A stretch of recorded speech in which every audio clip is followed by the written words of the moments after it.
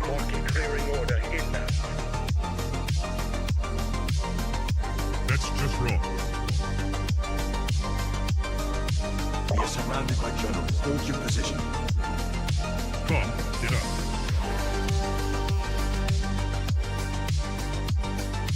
Trust the experts. Vibe coding. We are experts. Founder mode. Vibe coding. I see multiple journalists on the horizon. Stand by. Experts. UAV online. Glaze. Double glaze. Triple glaze. Double kill. Vibe code.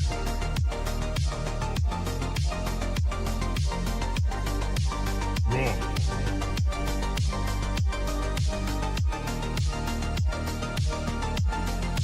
Pump is up. Glaze.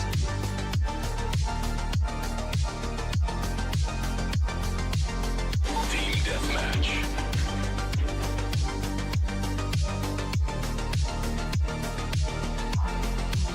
We are experts. Triple glaze. That's just wrong. Right.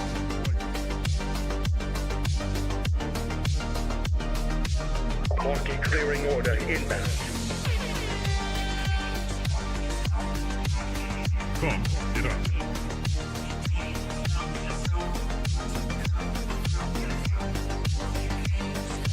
We are surrounded by journalists. Hold your position.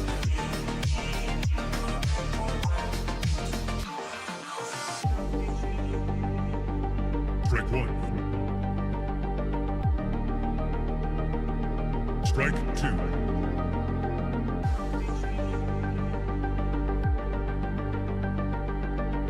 Activate Golden Retriever mode.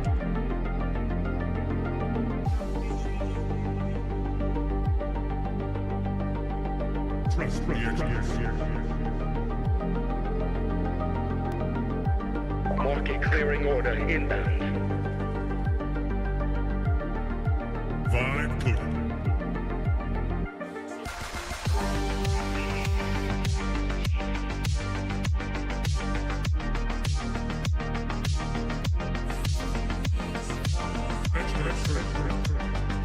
I see multiple journalists on the horizon. Stand by. Founder mode.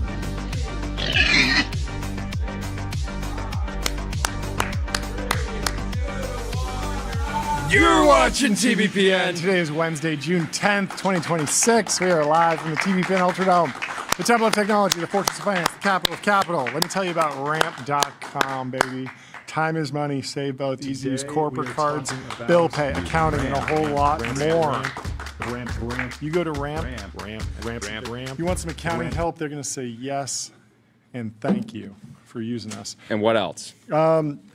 Two major stories, a bunch of major stories, but the big one, Facebook got a movie, another movie, actually a third movie if you count the documentary. There's been The Social Network, The Social Dilemma, and now The Social Reckoning. Only two of those are movies. The Social Dilemma is a documentary, but it's very interesting. And Anthropic got a Fable, and there's been a ton of reaction. Ben Thompson was writing about it to the rollout there. The Wall Street Journal. The announcement should have been like the really good model launches, and people are amazed with what it can do. But they put the title Anthropic puts curbs on AI models. So I'm sure you've seen this on the timeline, but we'll take you through some of the some of the debates over how restricted the model is in certain areas. Bio is a big one. Cyber is another one. There's a bunch of funny examples. There's a bunch of reasonable arguments for doing this type of stuff. So we'll go through all of it.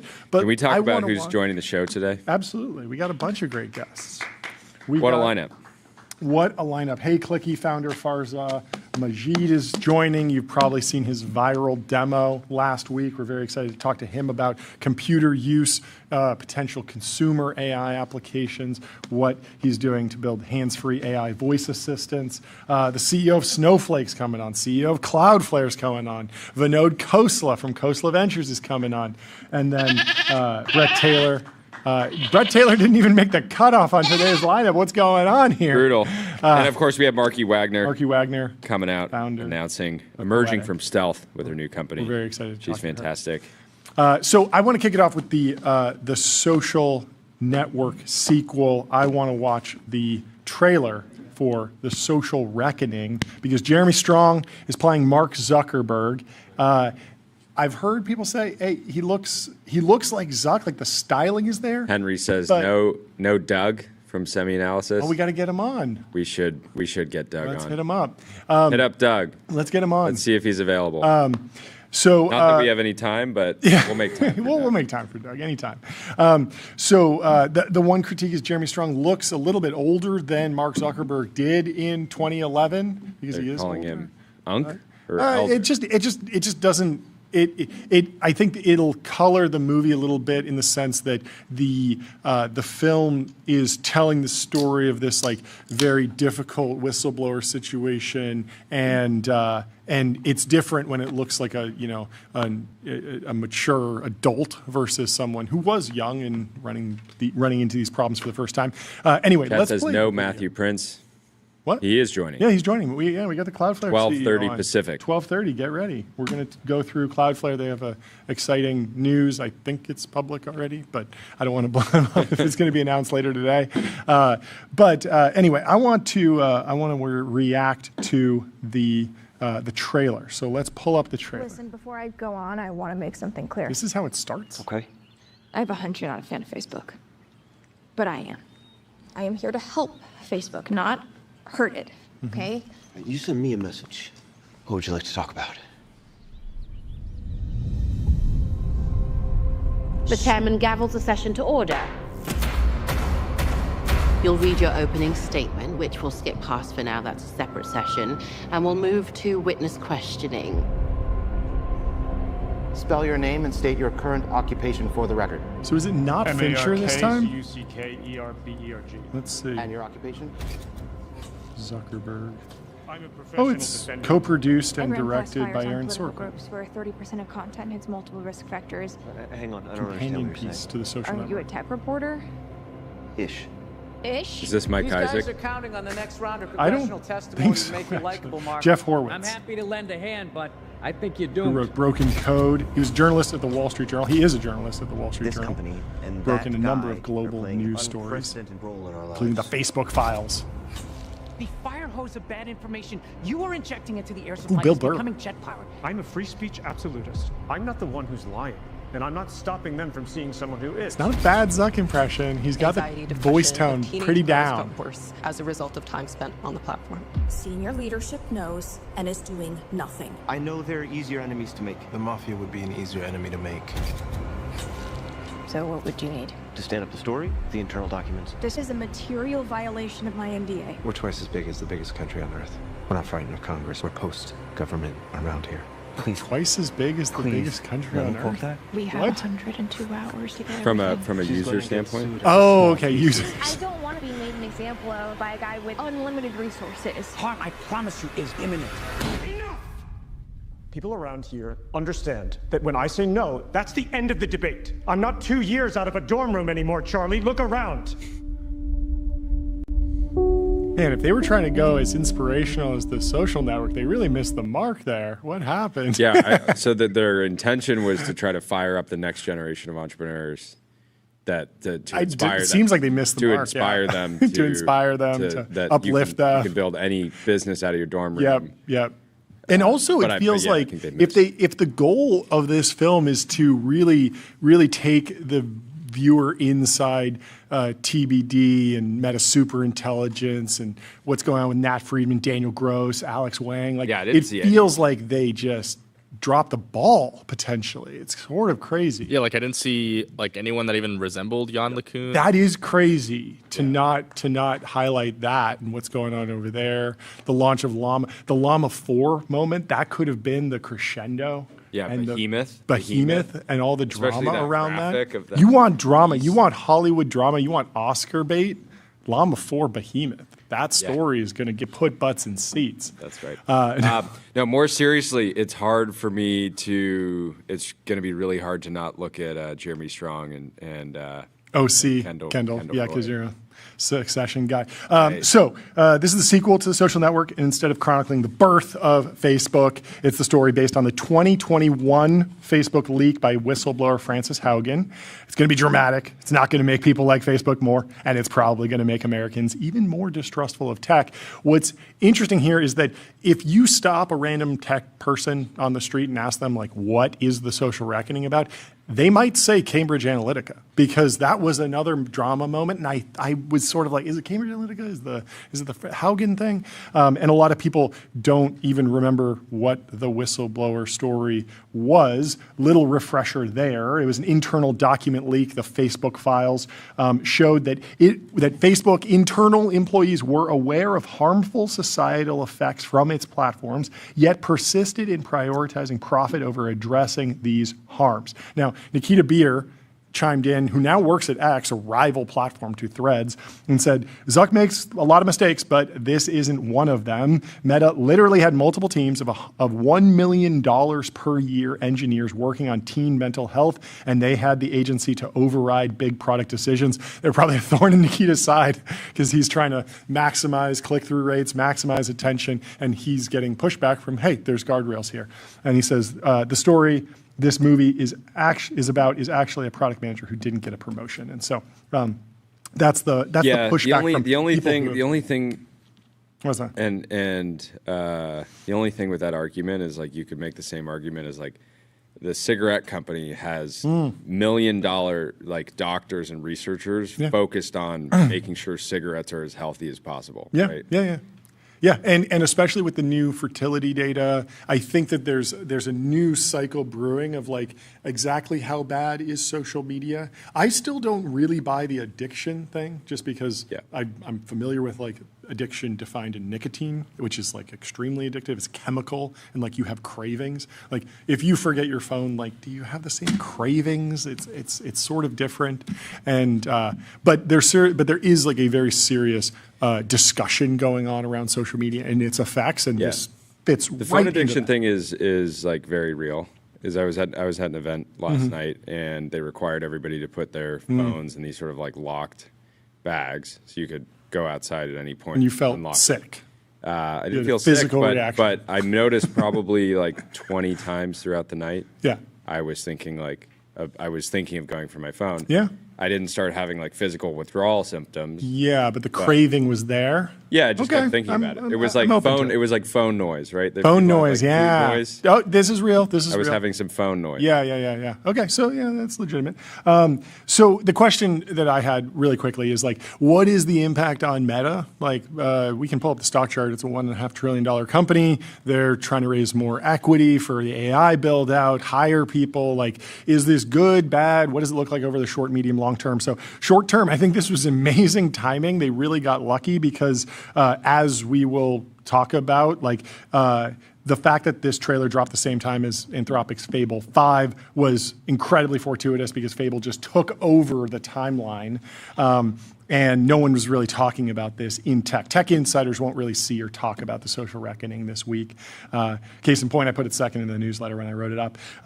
Medium term, I think Jeremy Strong is going to drag Mark into, like, the bad group of AI leaders while he's on his Oscar tour. Like, there was a version of Facebook strategy, a Meta strategy, that's just like, hey, we're like Amazon, we're like Microsoft. Like, yeah, we have bets in AI, but we're not, like, we're not deciding the frontier. Obviously, Mark has made the decision to hire some of the greatest researchers, invest very aggressively, and this puts him sort of at the center of the conversation around, well, what will the effect of AI be on our society, on kids? Should kids be talking to LLMs? Psychosis, all these different things will come up, just as we saw 4.0 psychosis and then Claude Code psychosis a little bit pop up, and people are talking about that.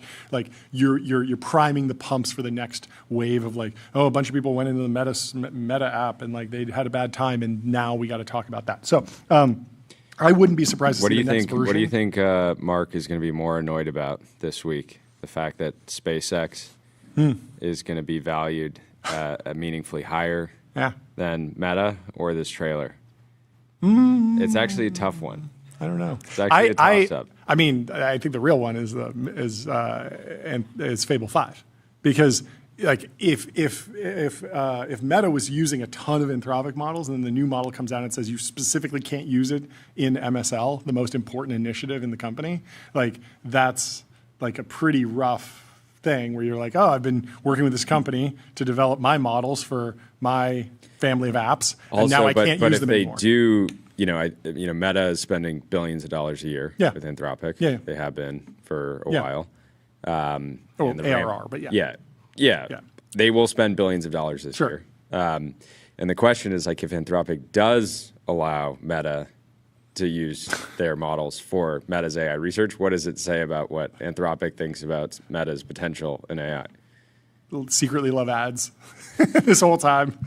No, I don't know. No, to me, it would be them not feeling like they had the AGI ability to get to the frontier. Totally. And that's an ace that's up their sleeve at any time. They can always just take the guardrails off and be like, hey, more AI, more intelligence on demand for everyone. So I think the fallout of the medium term, Jeremy Strong's going to go on this press tour for the Oscar, and he's going to have a bunch of like really emotional, pithy sound bites, and then also be like just viral, because it's funny to see him doing this impression, and he's very good at like drawing. He's already gone viral for his Mark Zuckerberg impression in the past.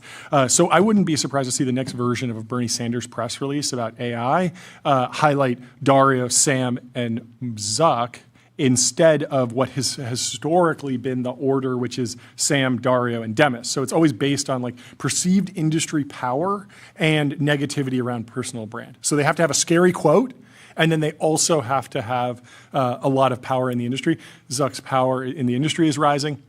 And also with this movie, like there's more ways to take shots at him. Like, oh, look at what he did with the Facebook files. Remind yourself of that, because a lot of people don't really remember the details. They're going to after they see this movie. Then you can say, well, this guy's also building crazy data centers, and look at how he handled this. If he handles the AI thing like that, it's going to be bad, right? So that's like a little bit of a risk in the medium term. Long term, I don't think the social reckoning is going to matter all that much for Meta. People will complain about Meta's data centers. Why did they not get Jeremy Strong like a wig? They did. Or they because also he is playing an older. Then. Remember when he had the Caesar haircut? Yeah, so it's a different time. So people will complain about all this stuff, but they'll do it on Meta's family of apps. I don't think there'll be churn, and certainly advertisers won't pull out. It's impossible to pull out of Meta because it just drives up the ROAS, the return on ad spend for smaller companies, and a bunch of small businesses will just jump in and say, "Oh, great! Like some big company pulled out and is boycotting Meta. That's great. Ridge Wallet's going to jump in, or somebody else is going to jump in." Advertisers have tried to boycott. You can't on Facebook. It's impossible. So the business is just too strong. And I also don't think Mark will be singled out by a regulatory hammer should it come down hard. Like if there's a data center ban, I don't think it's going to be uniquely focused on Meta.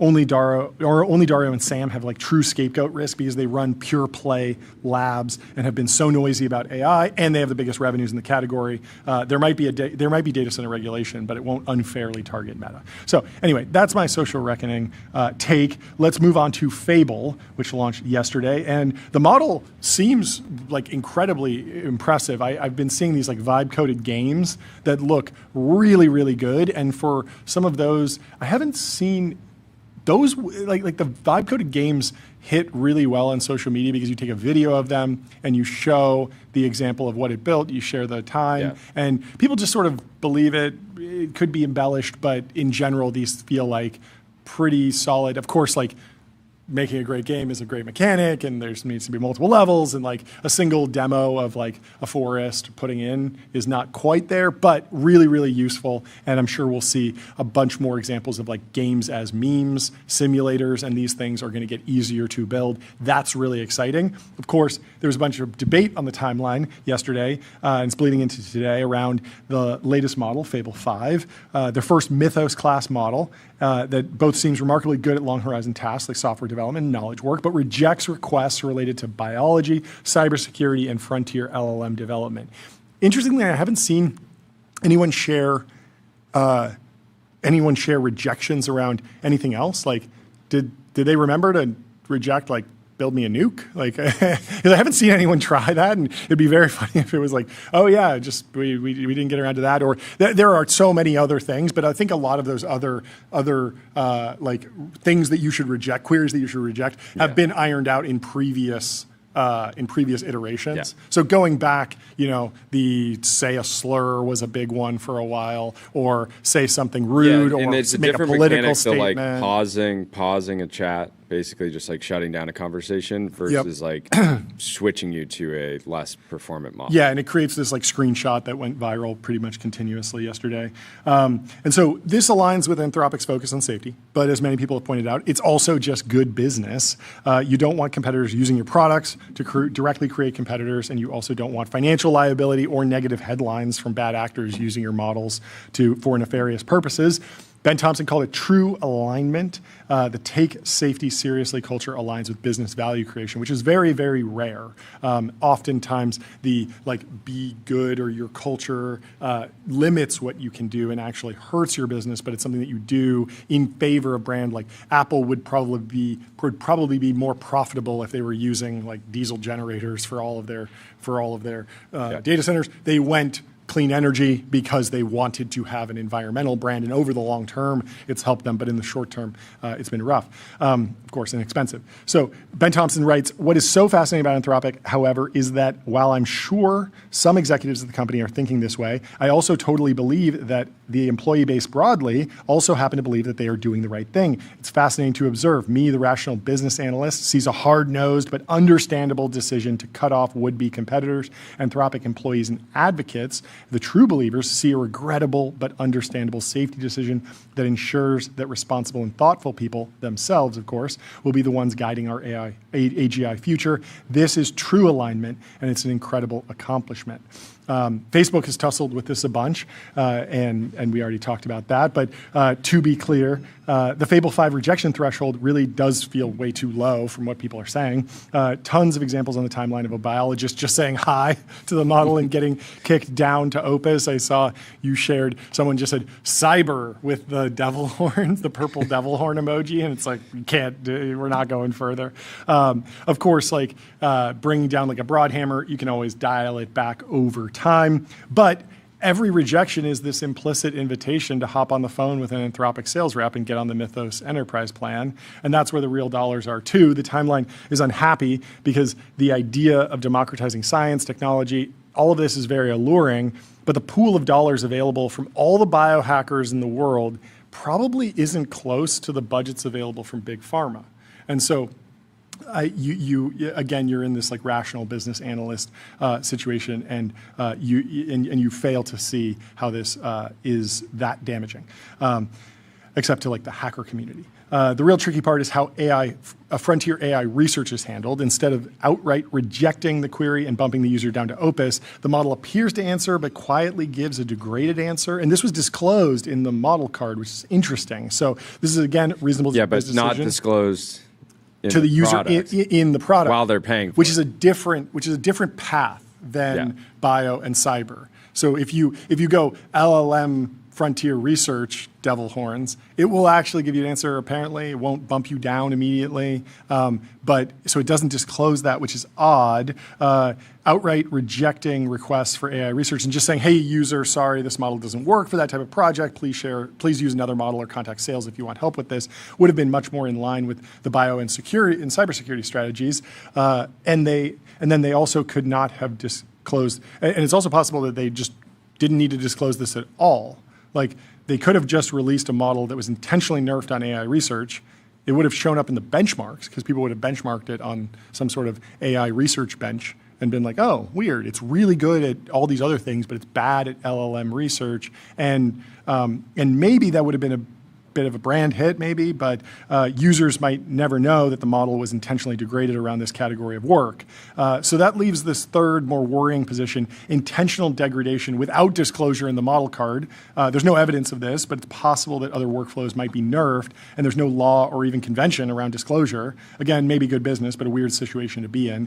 So probably bullish for evals if you're building a business on top of a big lab. You can imagine like a legal AI company will want to be really sure that the models they're using aren't degrading unexpectedly and not telling them. It's different if you're like, hey, I've been a bio researcher for a while, I'm using this, and I know that this model was never intended for me, or I've been using it, but what you don't want is like, I'm using it and now it's leading me astray in my work, and it's also not telling me that it's going to lead me astray, which would be like sort of an odd outcome that I think they'll probably address in the near future. Anyway. Yeah, that aspect triggered Dean Ball Yes, what did he substantially. say? He said, my last observation re Anthropic's secret sabotage safety policy is that it undermines actually good safety policy. How?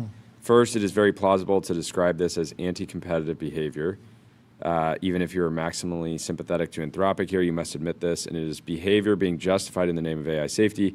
If you believe, as I and many Anthropic staff do, that it may end up being critically important to relax antitrust enforcement so that the frontier labs can cooperate and collaborate on some areas of AI safety, Anthropic just undermined the case for that in a large way. Overall, this massively and profoundly raises the status of the argument that AI safety has been hyped to justify monopolistic behavior by labs. I continue to believe that AI safety is a real and serious issue that is growing in importance rather than diminishing. If you agree with me, this incident is a setback, maybe a serious one.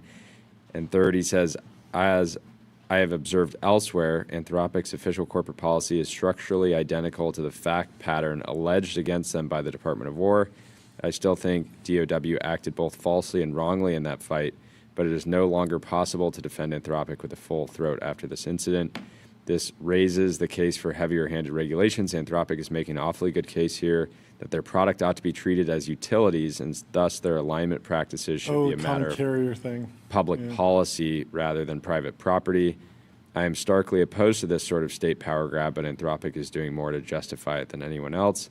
Thus, significant damage has been done to your community and an entire approach to AI governance. It was done unilaterally by Anthropic, likely motivated largely by self-interest, and justified within the internal psychology of the firm through the lens of safety.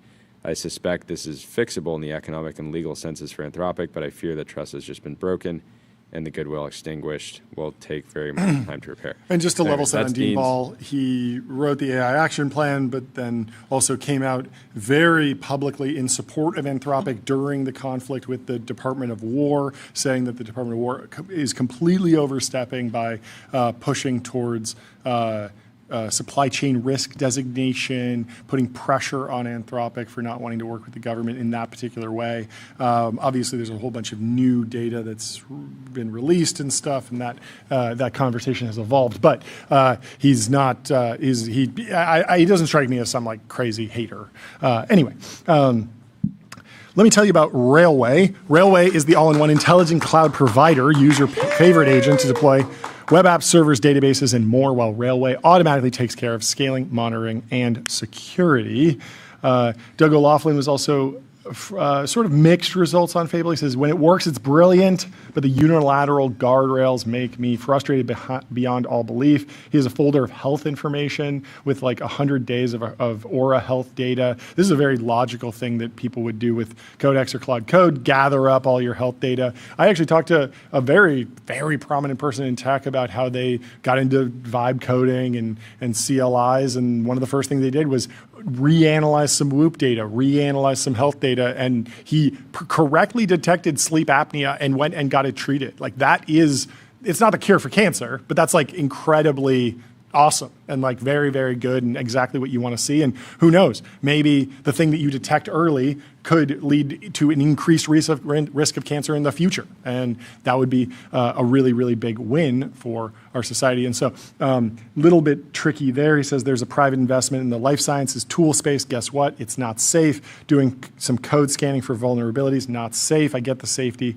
but it feels incredibly out of touch for a group of a few thousand people making total comp in the millions, telling me what is and isn't safe. If Dario worried about inequality, I think he has to realize that he is the inequality, and the unilateral gatekeeping feels whack as hell. I don't like it. Yeah, and people are very, and like very, Doug very O'Loughlin is extremely optimistic about Anthropic. Like he recognizes the power of the models in the business and has been very, very strong supporter. I feel like a strong user. He was one of the first people to admit to Claude Code psychosis, and he's unhappy with the current situation. But these things are very tunable. I'm optimistic with more disclosures and more fine tuning and a smoother path. I think we can get to the good outcome here. From you. Unless you're Cremieux. Last one, Cremieux says, tell me about mitochondria. It's the powerhouse of the cell, right? Chat pause. The chat pause is rough. Yeah, it's a screenshot. But maybe the harness is just saying like, sorry, if you don't know that the mitochondria is a powerhouse of the cell, like it's not worth my time. I don't even want your. I mean, that's the thing with like the good. You keep going back and forth with good. Yeah, yeah. I mean, there are expensive questions, and all of these screenshots are clearly from like $100, $200 a month plans, and I'm sure the GPUs are on fire as they always are with any new model launch from a frontier company, and it can make rational business sense. And so when everything aligns, when you're like, yeah, we're maybe being a little bit too safe, but it's actually good for our business, it's very easy to say yes to that stuff. The big question is like, where do you get tested where there's a hard decision and it doesn't align with your business interests? That's always tough, right? What's going on? Was there the new data retention policies as well? That also has to do with like, is it trying to... This one was funny because I assume that every tech company stores everything forever, basically. I didn't realize that they don't. Not for these like enterprise use cases. I know that the enterprises said that they wouldn't train on your data.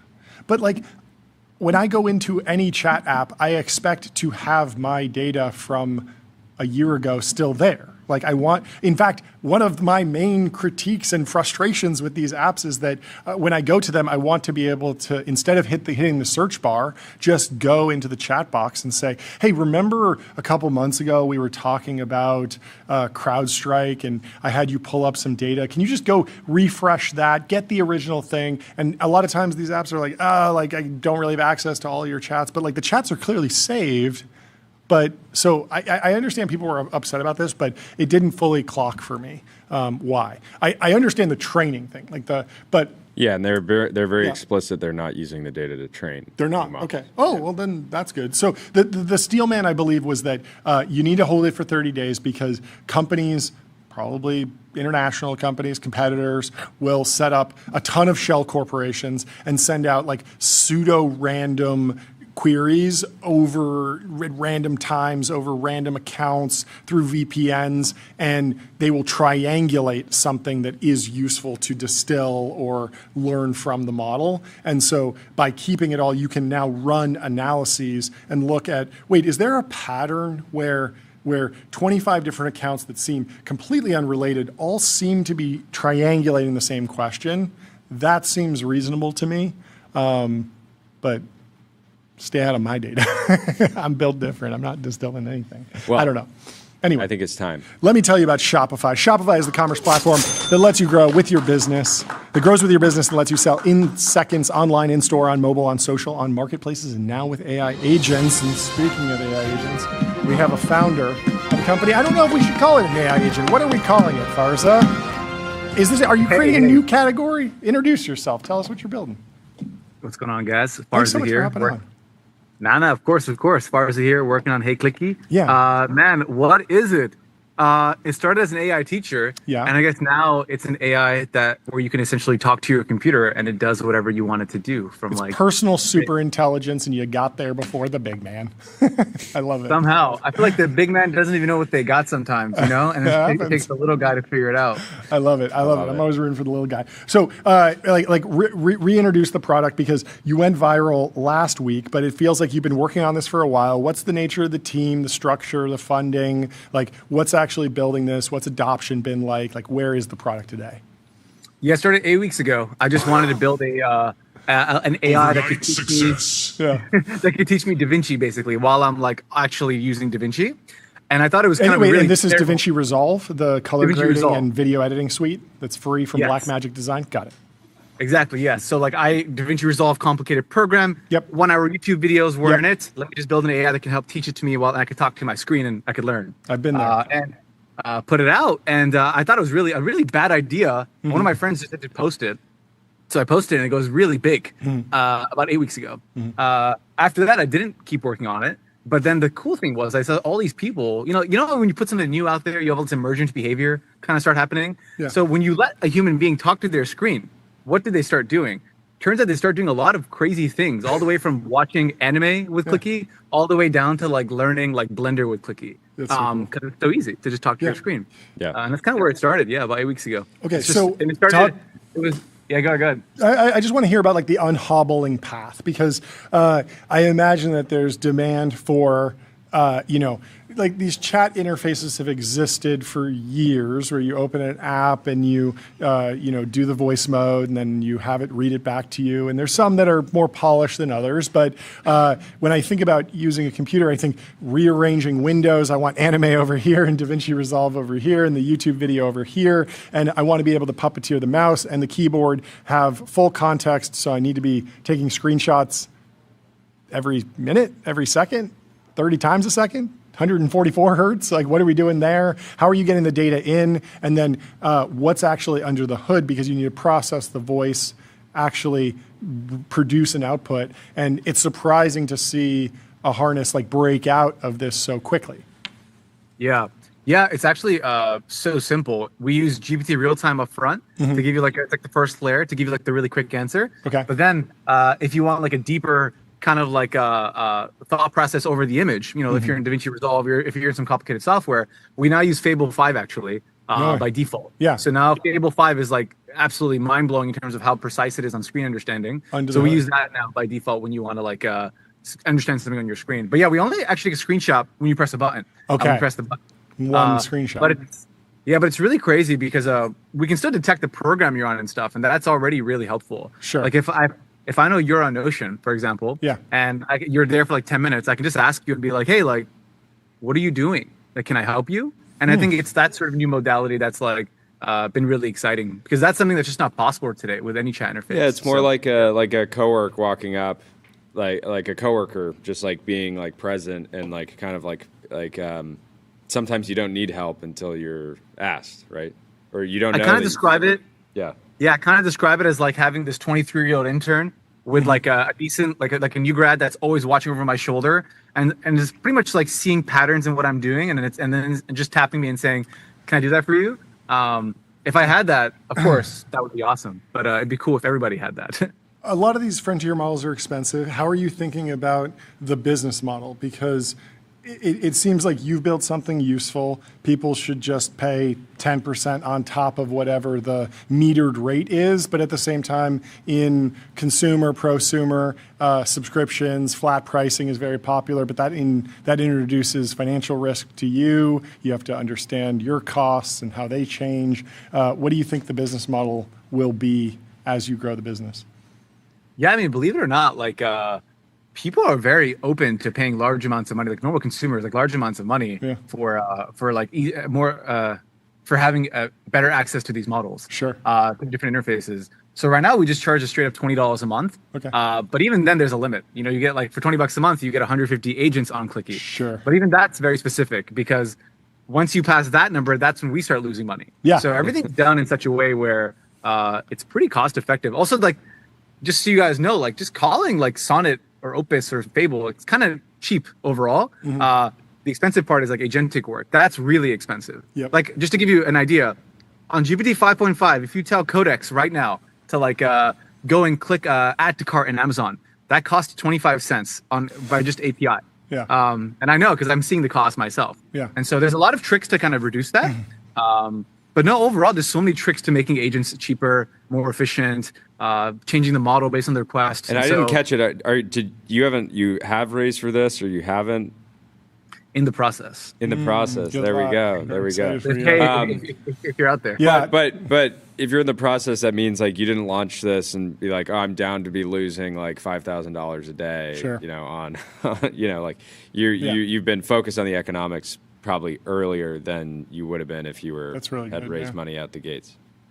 I mean, I'm never the type of guy that wants to be losing thousands of dollars a day. So we can stop it early. Yeah. But no, I mean that's the thing about AI. Like, I built a lot of social apps in my life, and for those, costs technically don't matter based on the number of users coming in. But in my case, for every like 10 new people I add, I'm kind of losing money or making money depending on what they're doing. So I kind of gotta think about it. So yeah, it's kind of AI kind of accidentally making everybody better at business because it's kind of required. So I'm thinking about the hilarious like trade-off in having an agent that applies a coupon code but winds up spending more money applying the coupon code than you save, because it's like, oh yeah, we put in this, it saved you 24 cents, but the API call was 25 cents. But how important to you will like creating an ensemble of models that sort of maximize the Pareto frontier be as you build this business? Because I'm imagining that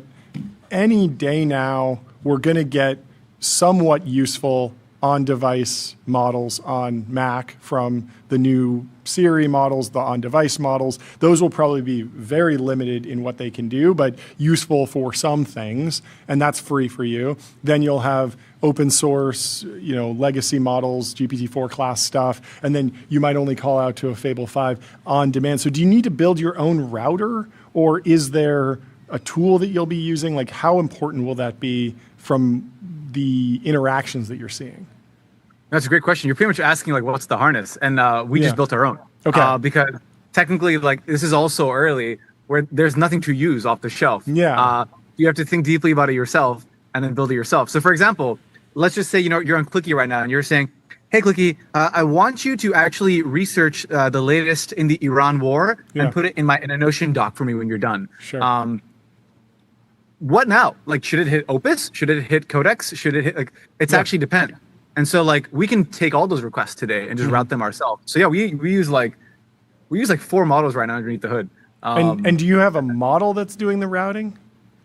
So GPT Real-Time actually does the routing. Does the routing? I think interesting. Yeah, that's something that we figured out that I think not even the OpenAI team really knew, and they hit us up about, which is it's a great router. Yeah. It's so good at because it's so good at tool calling. Yeah. That means it's actually really good at routing requests. So for example, we have this tool called Call Fable 5. So if the user asks something that like is a heavier pixel task, we call Fable 5. If it's like more of like agentic work, we call GPT 5.5. And so it's kind of all being done in the background. But that's the kind of magic of the product right now, where it's like most people who use our product have never used an agent before. They don't even know what Codex is. So for them, it's magical, where it's like, oh, I'm just talking to my computer and it's doing the thing. That's awesome. That's kind of what they want. How do you think about the tension between, I think, you being a generational media talent and then like startups? Because I actually feel like this is our first time meeting, but I've seen your videos over many years at this point, and like you're just really, really, really, really good at it. So much so that as like somebody who's in media, I'm like, well, I kind of want you to just do that. Podcaster. And I don't say that normally it's the exact opposite, where it's like, hey, like you shouldn't do this podcast. You should just work on your company, or whatever the thing is. And they obviously feed into each other really well. Like you have an edge. You can get attention for free, just investing a few hours, making a video, whatever. It's very, very powerful skill set. But how do you think about that tension? It's funny. Like I've been making videos for like 15 plus years, and overnight success. Second time. Yeah, I always just see this as a thing I get to do for fun on the side while I get to do the main thing, which is like actually build stuff for people. At the end of the day, like I am painfully familiar with how bad of a business like making videos is and making movies is and making music is. Like I know how bad of a business is like firsthand. And so I know more than anybody the power of getting in front of 1 billion people every single month. When there's a good engine underneath, a good business engine underneath it, that's powering something else. And so I fully intend to do that. So if I have this media ability, I'm glad I got it. I think but it's like a way to do. Rarely, it's like sales. Yeah, sales. It's like really scalable sales. You got to be good at sales. WWDC, some movement on interoperability in iOS. Still feels like the Clicky iOS app is probably on the longer term and will be stuck in the walled garden for a while.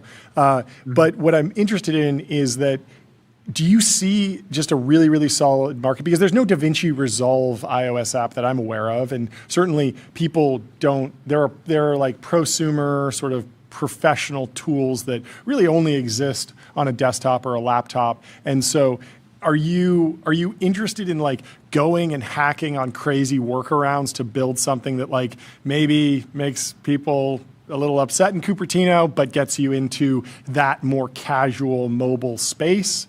Or do you think that you just want to focus on desktop, prosumer, desktop apps? No, I want it all. I want when you talk to your computer, whether this is your computer, or your computer is this computer. Let's go. I want to be an interaction layer on top of it. Yeah. That being said, though, I have no interest in necessarily being like a OS level controller. For example, like kind of like what Apple is doing right now. There's no real interest. For us, most of our customers and most of our users are essentially connecting like 15 integrations to Clicky from G Suite to Notion to Dropbox and doing work with it. So I'm a lot more interested in like that reality. What if I can talk to my phone in the morning and just say, hey, like look through all my emails and send me a brief, when you're done. And I can just talk to my phone and do that. I'm more interested in that stuff, which is stuff I don't think Apple is gonna do personally. They're not gonna make like connect these 15 places to my Apple account and do work with it. I just don't think they're going to do it.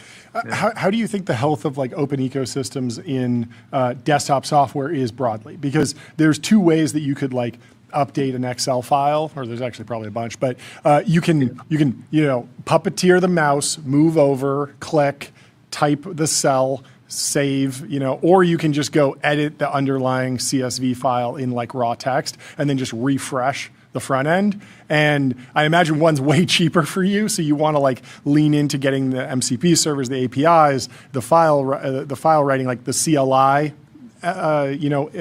interaction down. But do you think that there will be companies that lean into that, or companies that fight that because they want you to stay, mouse and keyboard at all times?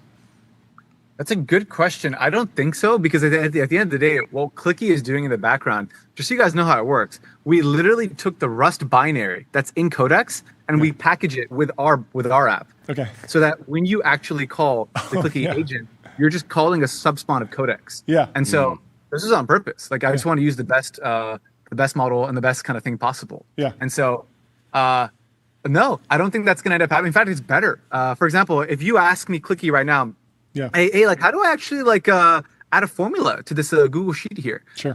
There's two answers there. One answer is let me show you. The second answer is I can show you, but do you want me to do that for you? Sure. And I think that's where we're going to start going with computers. Yeah. Where you're just going to start. Your computer's just going to say, "Can I just do this for you? Like I see you doing it. Like I can just do this."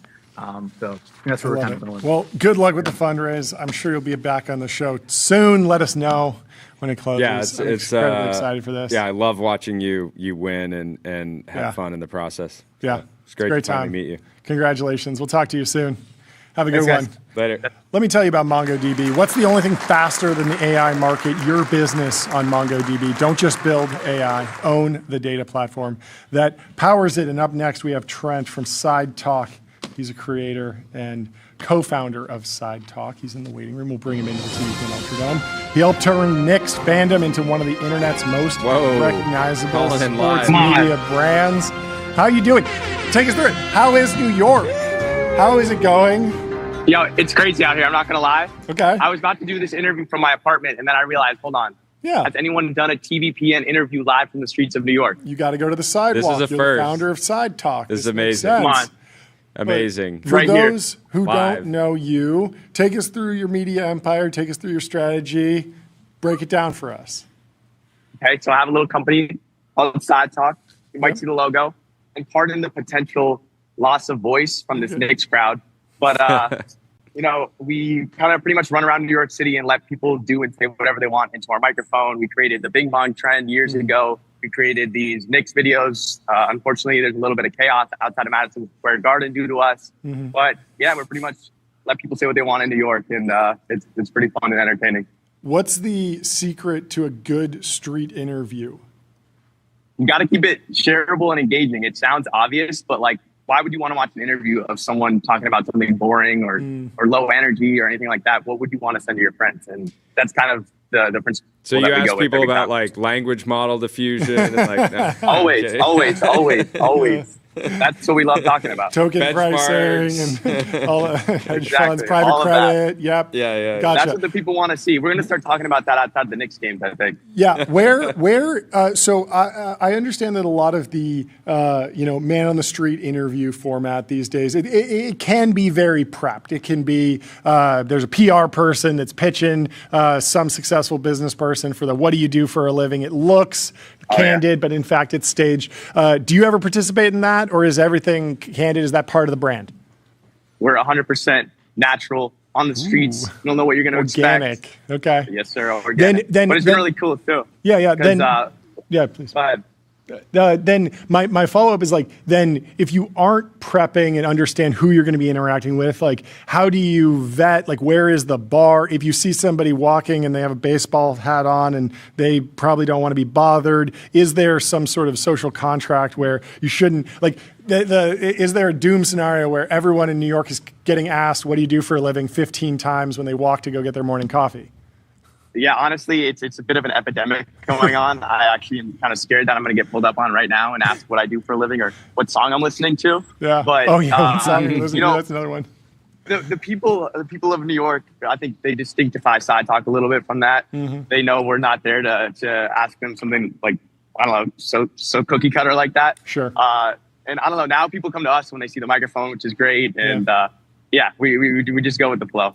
How do you think about monetization? Short form monetization, notoriously hard, but you have some merch. Break down like the business side of the business. Yeah, it's actually very interesting. You would think that I would have made $1 off of TikTok by now. I don't think I've ever gotten paid from TikTok or Instagram. Literally not a dime, which is fine. It's cool. Go on TikTok, pull through. But no, it's cool. We do a lot of branded work for companies. So we've worked with everyone from the NFL to Netflix, Nike, Google, Amazon, creating a lot of content for them. So they'll come to us with a product or an event that they want to highlight. And they say, hey, you know how to get clicks and views. And we kind of pretty much apply our formula to that and then create a really good video for them. Okay, I have like a hot take, and I want you to walk me through whether you agree or disagree. I think you should just do a mid-roll ad in a 3-minute Instagram reel because I see the branded integrations. It's like, there was this example on Subway Takes where someone's take was Android's better than iPhone. It went massively viral on r/Android, and then Google was like, oh, we'd love to work with you on another take that's the same thing but it's branded. And those sponsored takes, they often don't go as viral. It's hard to get branded content to go viral, but in some of these longer 3-minute videos, if I'm locked in after 2 minutes, I would sit through a 10-second mid-roll of like, hey, this was brought to you by this. Thanks for sponsoring this video. And then it's just all organic content around it. Does that work? Is that already happening? Are you thinking about that? What's the deal? Definitely. One thing we really like doing is kind of like a natural integration. So we just did something with Nike, which is really cool, where they hit us up for these Knicks-colored shoes. Okay, who better to get word out about these Knicks-colored shoes than Sidetalk? So we had people wear them in the episode. We were talking about them. We had workers react to them. I think that feels authentic because that's kind of something we would do anyway. And it did really well. That's good. Predictions for tonight. Let me know if you're losing me, by the way. A little bit. It's a little patchy. We are losing you, but the energy's still there. Predictions for tonight. Knicks in 5. Knicks in 5? What's the plan we for go. covering the Nixon five, game? Like, is this dominant any performance. is Wait, this but isn't it different? isn't it kind of in your best interest for it to Oh, be yeah, all Nixon all seven. 7 games? Like, more content, more yeah. attention. Like, you kind of want, we obviously want your Knicks to win, but you don't want them to win too fast. It's got Listen, where's if we can the drama? guarantee a win in 7, I would like 7. If we can guarantee 7, that would be great. But listen, we need to get the win more than anything. Okay. What is the process of a shoot day? How early are you getting there? Who are you bringing with you? How big is the team? Definitely. It depends on what we're doing. We do such a wide variety of stuff. We can randomly go to a hot dog eating contest in Coney Island. We can go highlight a random character in Brooklyn. We can go obviously film these Knicks games. So it's pretty dependent on what's going on. But with the Knicks games, we kind of show up in like the third quarter as it's ending. Unfortunately, we can't bring our equipment into the stadium. So we low-key just have to stand there and watch the game on our ESPN app and hope that the Knicks win, or we hear, someone just scored, something like that. And then the chaos erupts. We go into the chaos. We're there for like hours and hours at a time.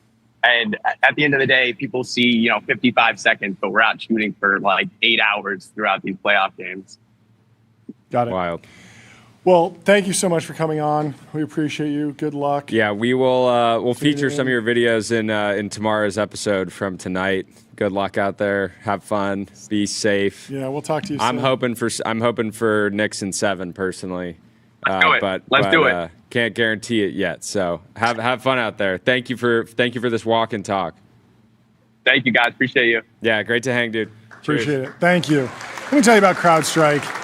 Your business is AI, their business is securing it. CrowdStrike secures AI and stops breaches. We will be joined by the CEO of Snowflake in just a few minutes. Thank you for tuning in. We need to move on to the next story. Cannon says, the cashier at Home Depot just asked if I want to round up to support the SpaceX IPO. SpaceX IPO is going to be big. Friday, we might have a surprise guest. It's going to be fun. Also, there's this crazy meta story going on. Not Meta, the company, but like story about a story behind Ty Morse. He's going all out, trying to get an Elon interview. And it's been fascinating watching him build the craziest set in podcasting history. We're rooting for you, Ty. Good luck. Hopefully you land it. It is the quiet period, so it might be difficult, but I think that there's a plan to extend the effort, and everyone's rooting for it to happen. It's been viral on X many, many times. Also, Bloomberg's reporting that the SpaceX IPO is 4x oversubscribed. Do they know that already? Do you get that information at this point? That's really good news for the market, for the overall. There was an interesting article. I mean, we can go through some of this.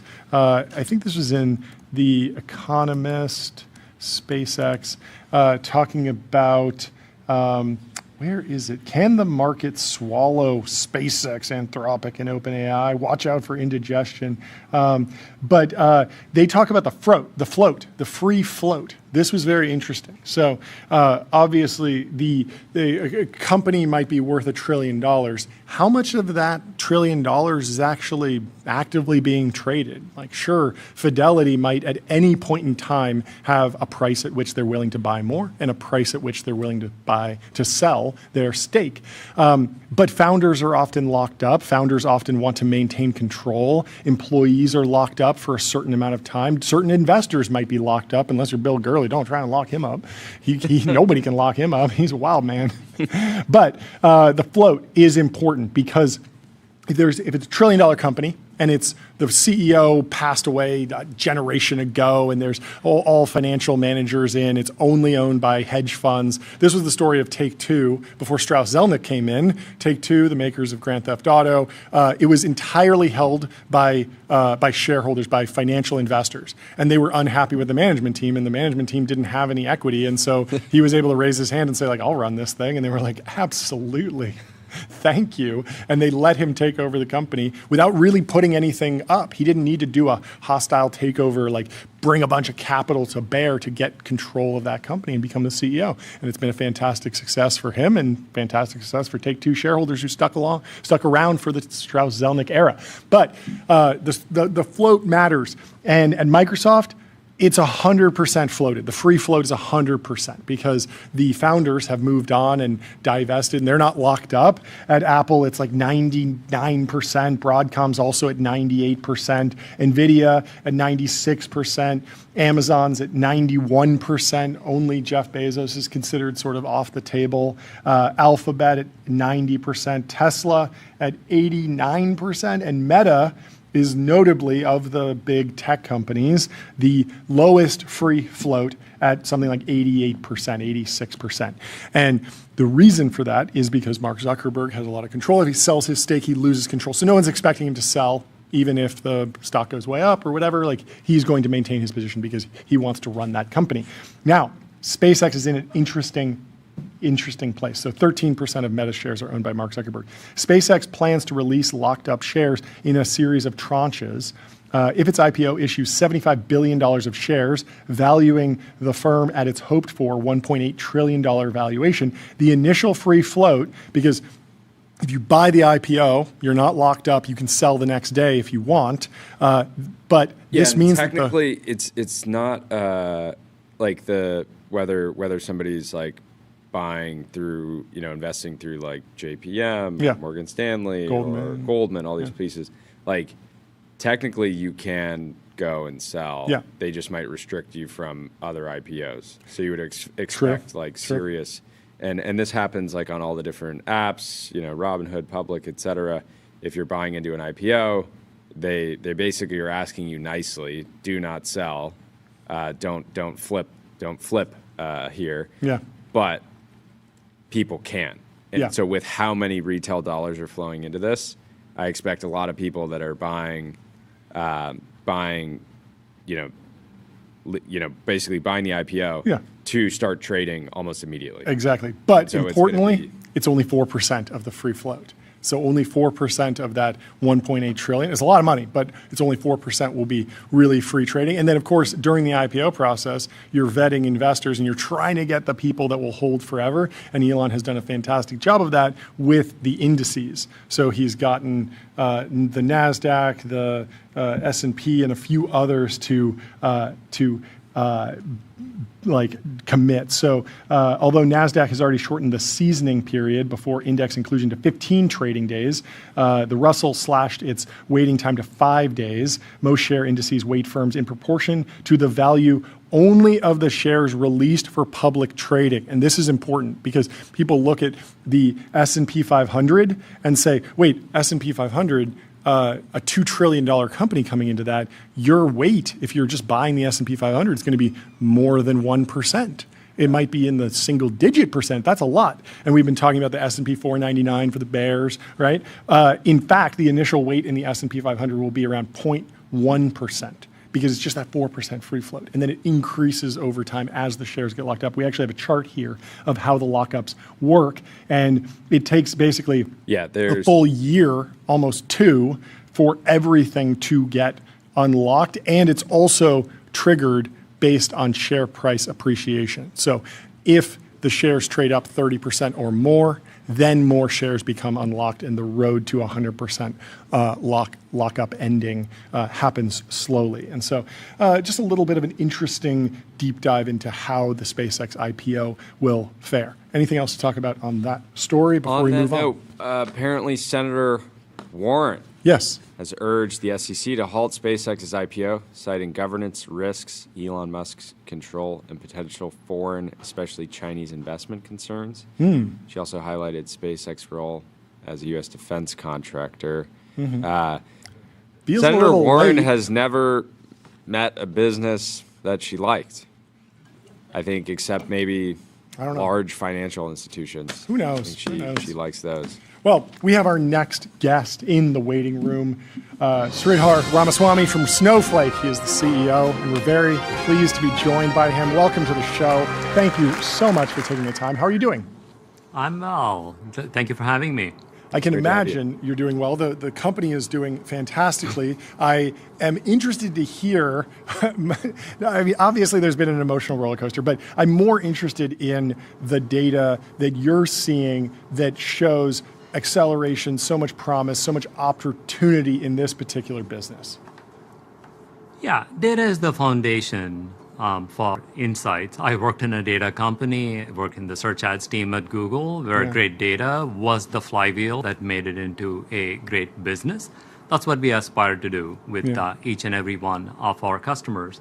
AI has done a couple of things. It's made the act of bringing data into Snowflake doing just a whole lot easier. Pipelines that used to take weeks to set up or migrations that used to take years now have dropped to days and months, which is pretty remarkable.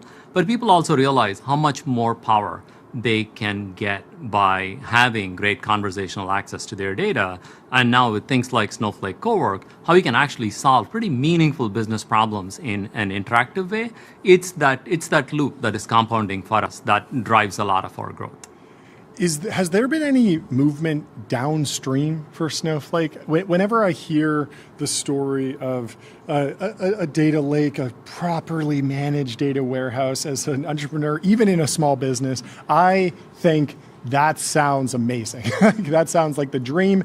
And then I see the companies that actually have the resources to onboard, be immensely large, and obviously that's fantastic for your business. But I'm interested in what the future looks like. Is there a world where a 10-person startup with AI agents and these pipelines that can be built much faster can actually set up their business and then not have to go through a cumbersome migration in the future?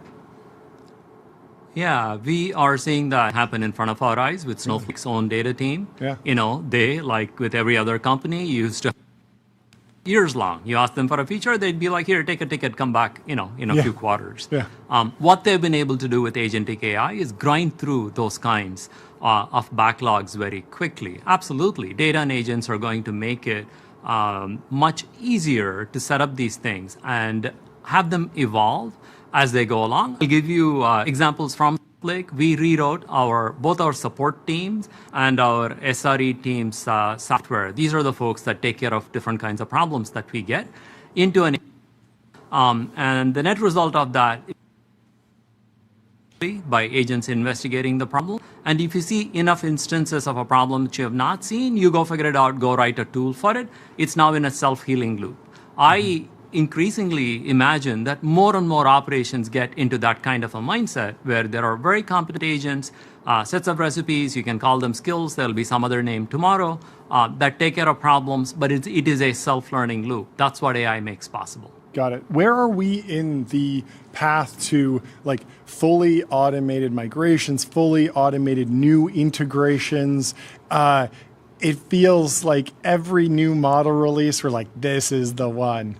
This is the one. The non-technical CEO is going to be doing the job now. He's just going to say, hey, we have two systems. Go fix it. Go integrate it. Get it into Snowflake. It's going to happen. And then reality sets in, and there's not just token costs and cost to that to delegating to AI, but also just the real world of other decisions that need to be made that might be outside of the context. So what are the remaining challenges that come up when you're building a new integration or working on a migration? Yeah, I think the timelines are definitely shrinking when it comes to migrating off of legacy platforms, the on-prem ones. We used to think of them, the biggest ones, as running into, say, 3 odd years. And these strike terror into every company's heart because it's 3 years of really anxious development work and waiting for results and hoping things don't go wrong. To give you very concrete numbers, we now feel a lot more confident that we can tackle really tough migrations and have them finish in a couple of quarters. That's a big deal. It's going from 12 down to 1 or 2. And the migration team, which work on top of agentic harnesses that we create, more confident that the technical parts of these problems will be solved by the end of the year. But there is the change management, there is all of the other applications that are running on the old system that you have to validate on the new system and ensure that there is business continuity. That kind of change management is still going to be non-trivial, but the technical parts, the act of doing the migration or writing new software, these are the things that AI is absolutely driving down. What is the And biggest? by the way, I actually go check out every feature that my team puts out using our coding agents. That's already a thing. And honestly, it's not that hard if you have a modestly technical background. Yeah, no, that makes sense. What is the biggest lesson that you or the company have taken forward from Frank Slootman's era? Frank was always about amazing go-to-market execution. Yeah. And we remember that.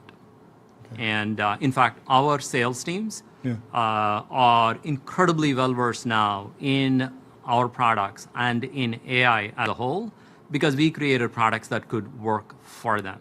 And having an effective go-to-market motion is the real strength of Snowflake. Again, to make this super concrete, the number of use cases, these are new products basically within customers that our account executives went up by some 75% year on year.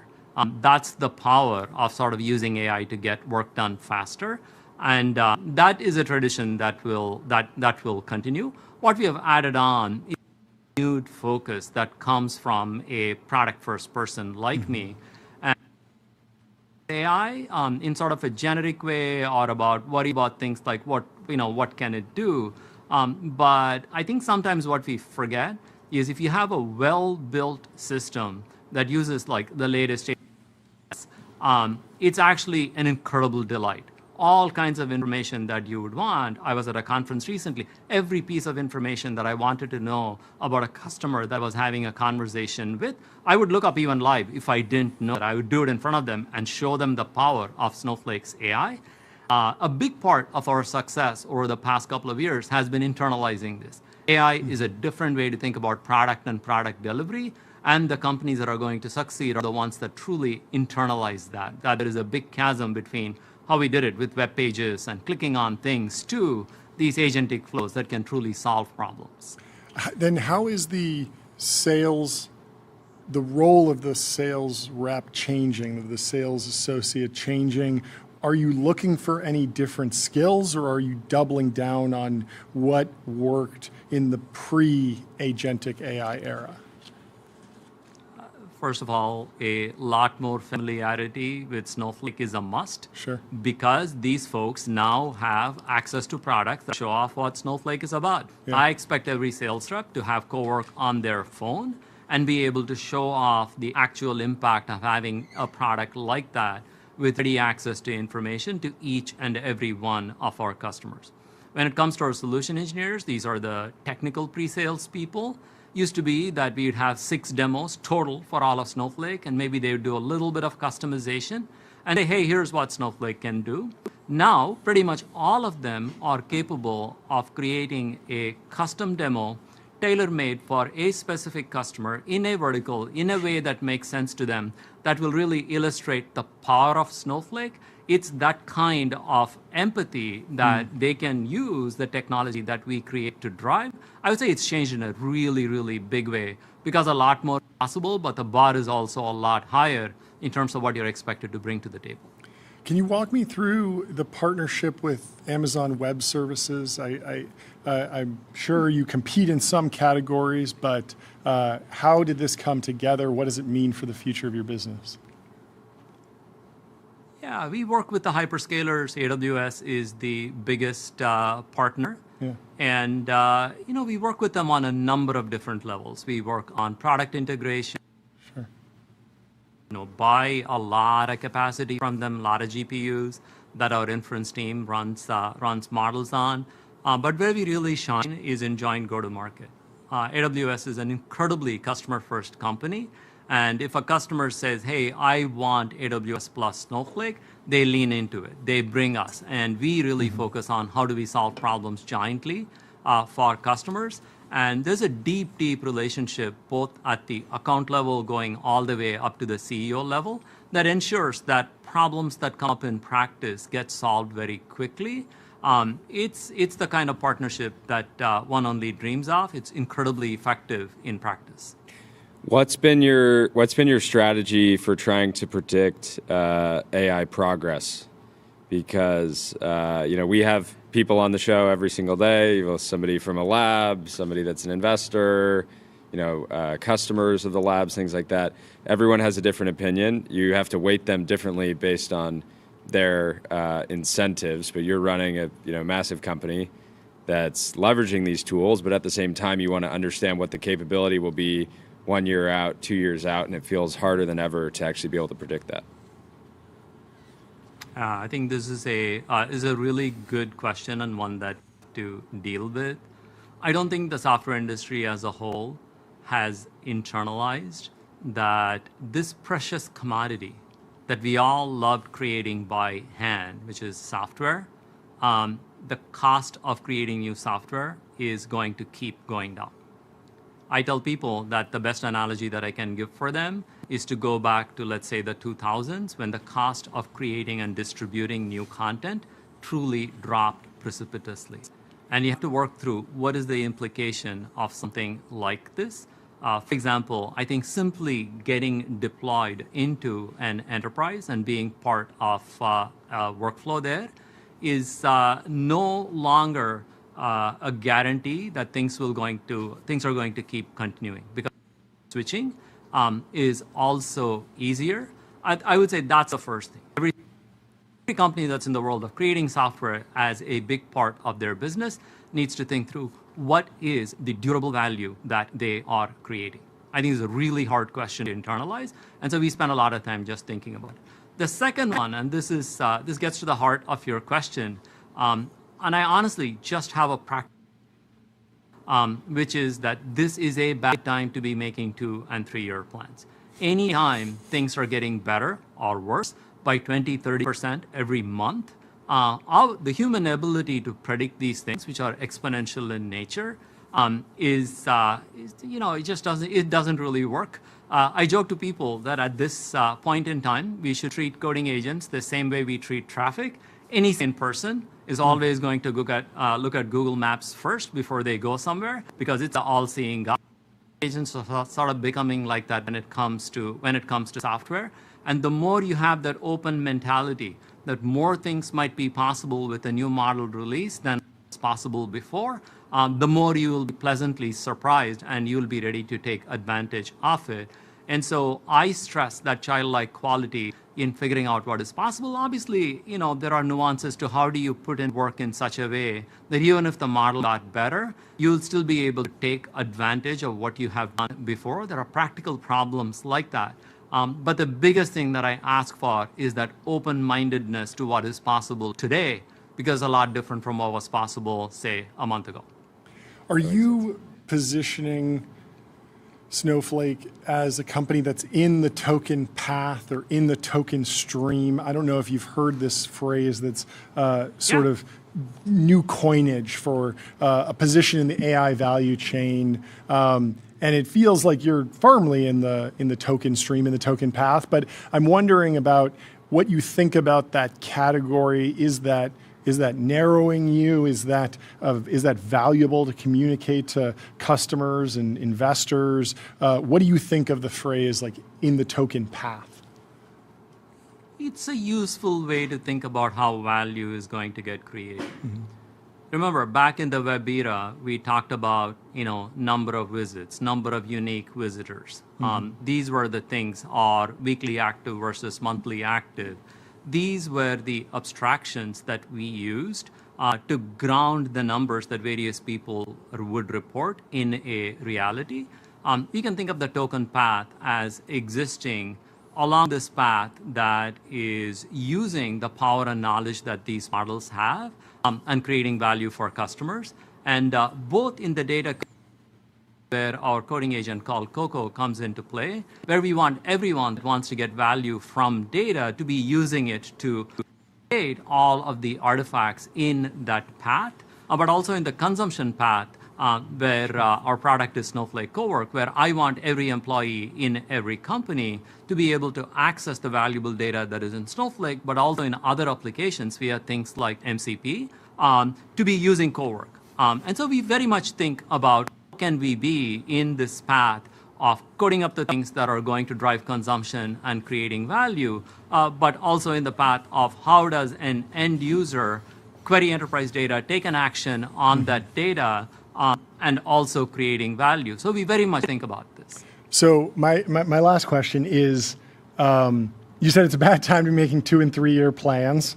How far are you looking into the future? Do you have a 1 year plan, a 3 month plan? Well, as a public company, you do you have to have forecasts, but more qualitatively, like what are you gunning for this year or over whatever time horizon you think is appropriate at this point in time?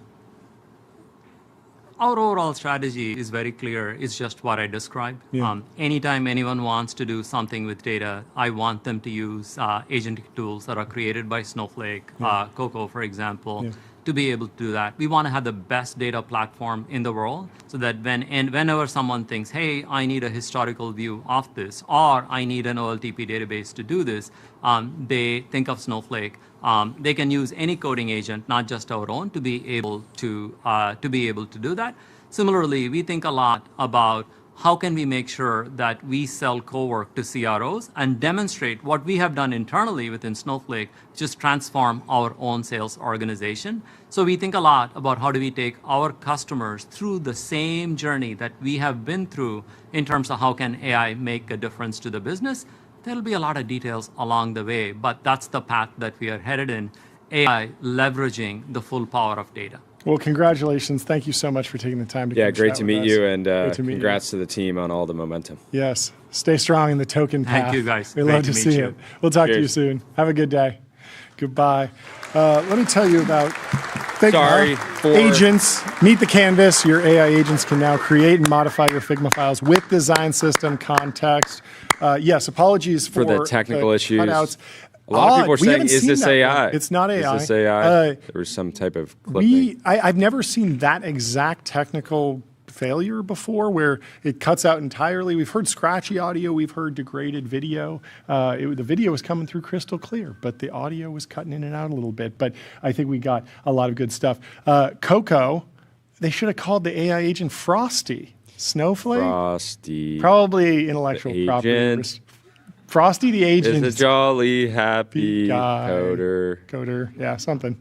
Anyway, Citadel Securities, former employer of mine when I was an intern, wrote a post on tokenomics. They're one of the most significant hedge funds, and they just dropped tokenomics. I have it here. I have the second printout. Tyler, you want to bring that over to me? It's not what you expected, is what they say. So we've argued for some time that agentic and complex workflows delivered by frontier models would be expensive to run, constrained by physical bottlenecks, and vulnerable to unrealistic expectations of frictionless deployment costs. That judgment now looks less contrarian than it did when we set it out in February. They're taking a victory lap over at Citadel Securities. Amazon has now removed its token leaderboard. Microsoft has canceled Claude Code subscriptions, and there have been multiple reports of unexpectedly large token bills. The salient point is that even the most powerful technologies must pass through the prosaic discipline of cost curves, capacity constraints, and marginal returns. Adoption is therefore becoming less about what frontier models can do in principle and more about the price and scarcity of the inputs required to make AI operational at scale. Compute power, cooling, memory bandwidth, and inference budgets are real and binding constraints. They go into economic theory, talking about the three functions that prices provide. So they signal scarcity, create incentives for substitution, and ration scarce resources toward their highest value uses. This is the stuff that goes viral on TikTok. We're deep in it. You heard of the keeping the viewer watching. This is the most important thing. You read the Citadel Securities macro strategy report. But they do say they ration scarce capacity toward the areas where marginal productivity and AI justifies the marginal cost of using it. They're talking about ROI maxing. For the economy at large, simpler models may be more cost-effective, productivity augmenting pathway until physical constraints are eased. We hence see growing signs of a bifurcation in frontier versus everyday AI usage. They actually shared some data here around token expenditure index dropping, the log growth rate declining. And so folks are pulling back a little bit and shifting towards cheaper models as they figure out a new workflow, something gets unlocked. and then they say, hey, we got to actually make this ROI positive. So that's the latest from Citadel. Let's see what Amazon Web Services is saying, because they're blackbelling on the timeline. They said more AI-generated code doesn't make your team faster. It might actually slow you down. Crazy post from AWS. Would have expected it from like some AI thought leader, podcaster, Twitter person. AI bear. But yeah, it's funny coming from the AWS Cloud Gold Check. It's funny because it's also like if you were to write this, I think a lot of people would write this as more AI generated code doesn't necessarily make your team faster. No, just perfect. It's just no. More AI generated code doesn't make your team faster, which is just like factually incorrect for like a lot of teams. Yeah, know, right? Yeah, kind of like true. we're actually moving faster than ever. Also, okay, read the next post in this thread. It's like very clearly AI generated. Okay. The real bottleneck was never writing code. It's releasing it, debugging it, and keeping it running well. So when Honeycomb IO CTO Charity Majors set a productivity target, she didn't chase 10x. She chose 2x and built from there. You think this is AI? Because the choose 2x comma and ampersand built from there. I think it was human edited, but like that syntax feels a little AI. Yeah, I agree. Her team also skipped the mandates and built a set of AI values instead. Every AI output has to have human owner. If you don't want your name on it, it's probably not good work. Yeah, that's reasonable. Quality first, quantity second. So they had a podcast about it. Coming from AWS, that's a wild statement. This is very funny. But yes, also funny with the backdrop of a $500 million budget. Well, yeah, and it's funny because Amazon is, of course, one of the largest investors in both OpenAI and Anthropic, two leading coding model providers. Hey, they didn't say more AI-generated posts don't make your social media team faster. Entirely possible it sped them up. They certainly got 14,000 likes on this. This is a banger post from a corporate account. Rare to see those numbers put up on the timeline from a corporate account. So congrats to the team over there, putting up some fun numbers. Sridhar Ramaswamy, I don't know how to differentiate them. He's at kearneyjackson.com, investor advisor to Bending Spoons, not the former A16Z GP who worked for the government for a little bit. Sridhar Ramaswamy says, not many Silicon Valley VCs took our Bending Spoons intro in 2022. These VCs thought it was beneath them to be associated with the company. From 2024 onward, many clamored for an introduction to sell their portfolio companies. Bending Spoons is going public. So Bending Spoons will be a public company, and they own a number of historical companies. They own AOL and have done a bunch of other stuff. Eric Seufert broke down They literally own America Online. They own America Online. It must be electric. I can't get into my mobile dev email. I'm just going to skip this and move on. But you can, Eric Seufert over at Mobile Dev Memo wrote a breakdown of the Sufinator, wrote a breakdown of Bending Spoons filing to go public, the Italian roll-up operator that owns, among many other properties, AOL. They own Eventbrite and Vimeo. Don't they also own Evernote, or am I getting that mixed up? Someone owned Evernote, and the Evernote employee growth chart looks like a fast takeoff. Like post 2020 COVID, they went from like 1,000 employees to like almost 6,000 employees, or they tripled or doubled the workforce. And Bending Spoons, known as sort of like the operational excellent, almost like a private equity firm. Like they're going to do cuts. They have done a few cuts, but like the actual headcount has like held fairly stable, and I think the business has gotten to a much better place. So interesting to see there's a time and a place for being aggressive, expanding when there's a big moment and the market's up, and then there's also a time to consolidate and focus on operational efficiency. Why is this guy so obsessed with GTA, John? Have you ever played GTA? Any GTA? Maybe like GTA 3, GTA 4. Maybe like for like 2 minutes. 2 minutes. And I was like, wow, you just loser. What a loser. Never gamed in his life. Can't get a load of this guy. I couldn't get into it. Yeah. No, I know. You're a Rust guy. You're a COD guy. Everything. Like I just even as a child, I was like, okay, Wait, what'd everything you that say, you Tyler? can do in this game, you can just go do in real life minus. No, you like, can't. crimes. It's all crimes. Wait, Jordy turned it down. he turned it down. There was Well, yeah, something maybe like 10. maybe I'm pure of heart and I don't enjoy. I was Yeah. like, okay, like crash. They were going to let me car. play for like 15 hours, 10 hours, maybe 5 hours, but I turned it down. They were like, They actually wanted to pay me. They wanted to pay me to play. Yeah, they wanted to pay you to play. Strauss said, turned it actually, down. I would love for you to play. No, I have great respect one of my for the first jobs, franchise. I was a video game tester. I got paid to play video games. Best job. Play video games all day. It's amazing. They got you hooked. Yeah. They got you hooked. Crazy. No, as I a was already child. hooked. I was elite. So yeah, you go play the games while it's in development. You file bug reports. You're a quality assurance tester, but basically your job is to play video games all day. Worked with a guy who was super chill and like he was just like, this is my career. Like I'm happy with this. Like I'm a video game tester. And then I checked in with him a couple of years later and I was like, hey man, like how's the video game testing business going? And he was like, I actually had a shift in my career. I'm a DVD tester now. It's even easier. So I just sit there and watch the full movie and then tell the people like, yep, like there were no audio bugs. There were no drop frames in the whole movie. I sat there, I watched the whole movie and it looked fine.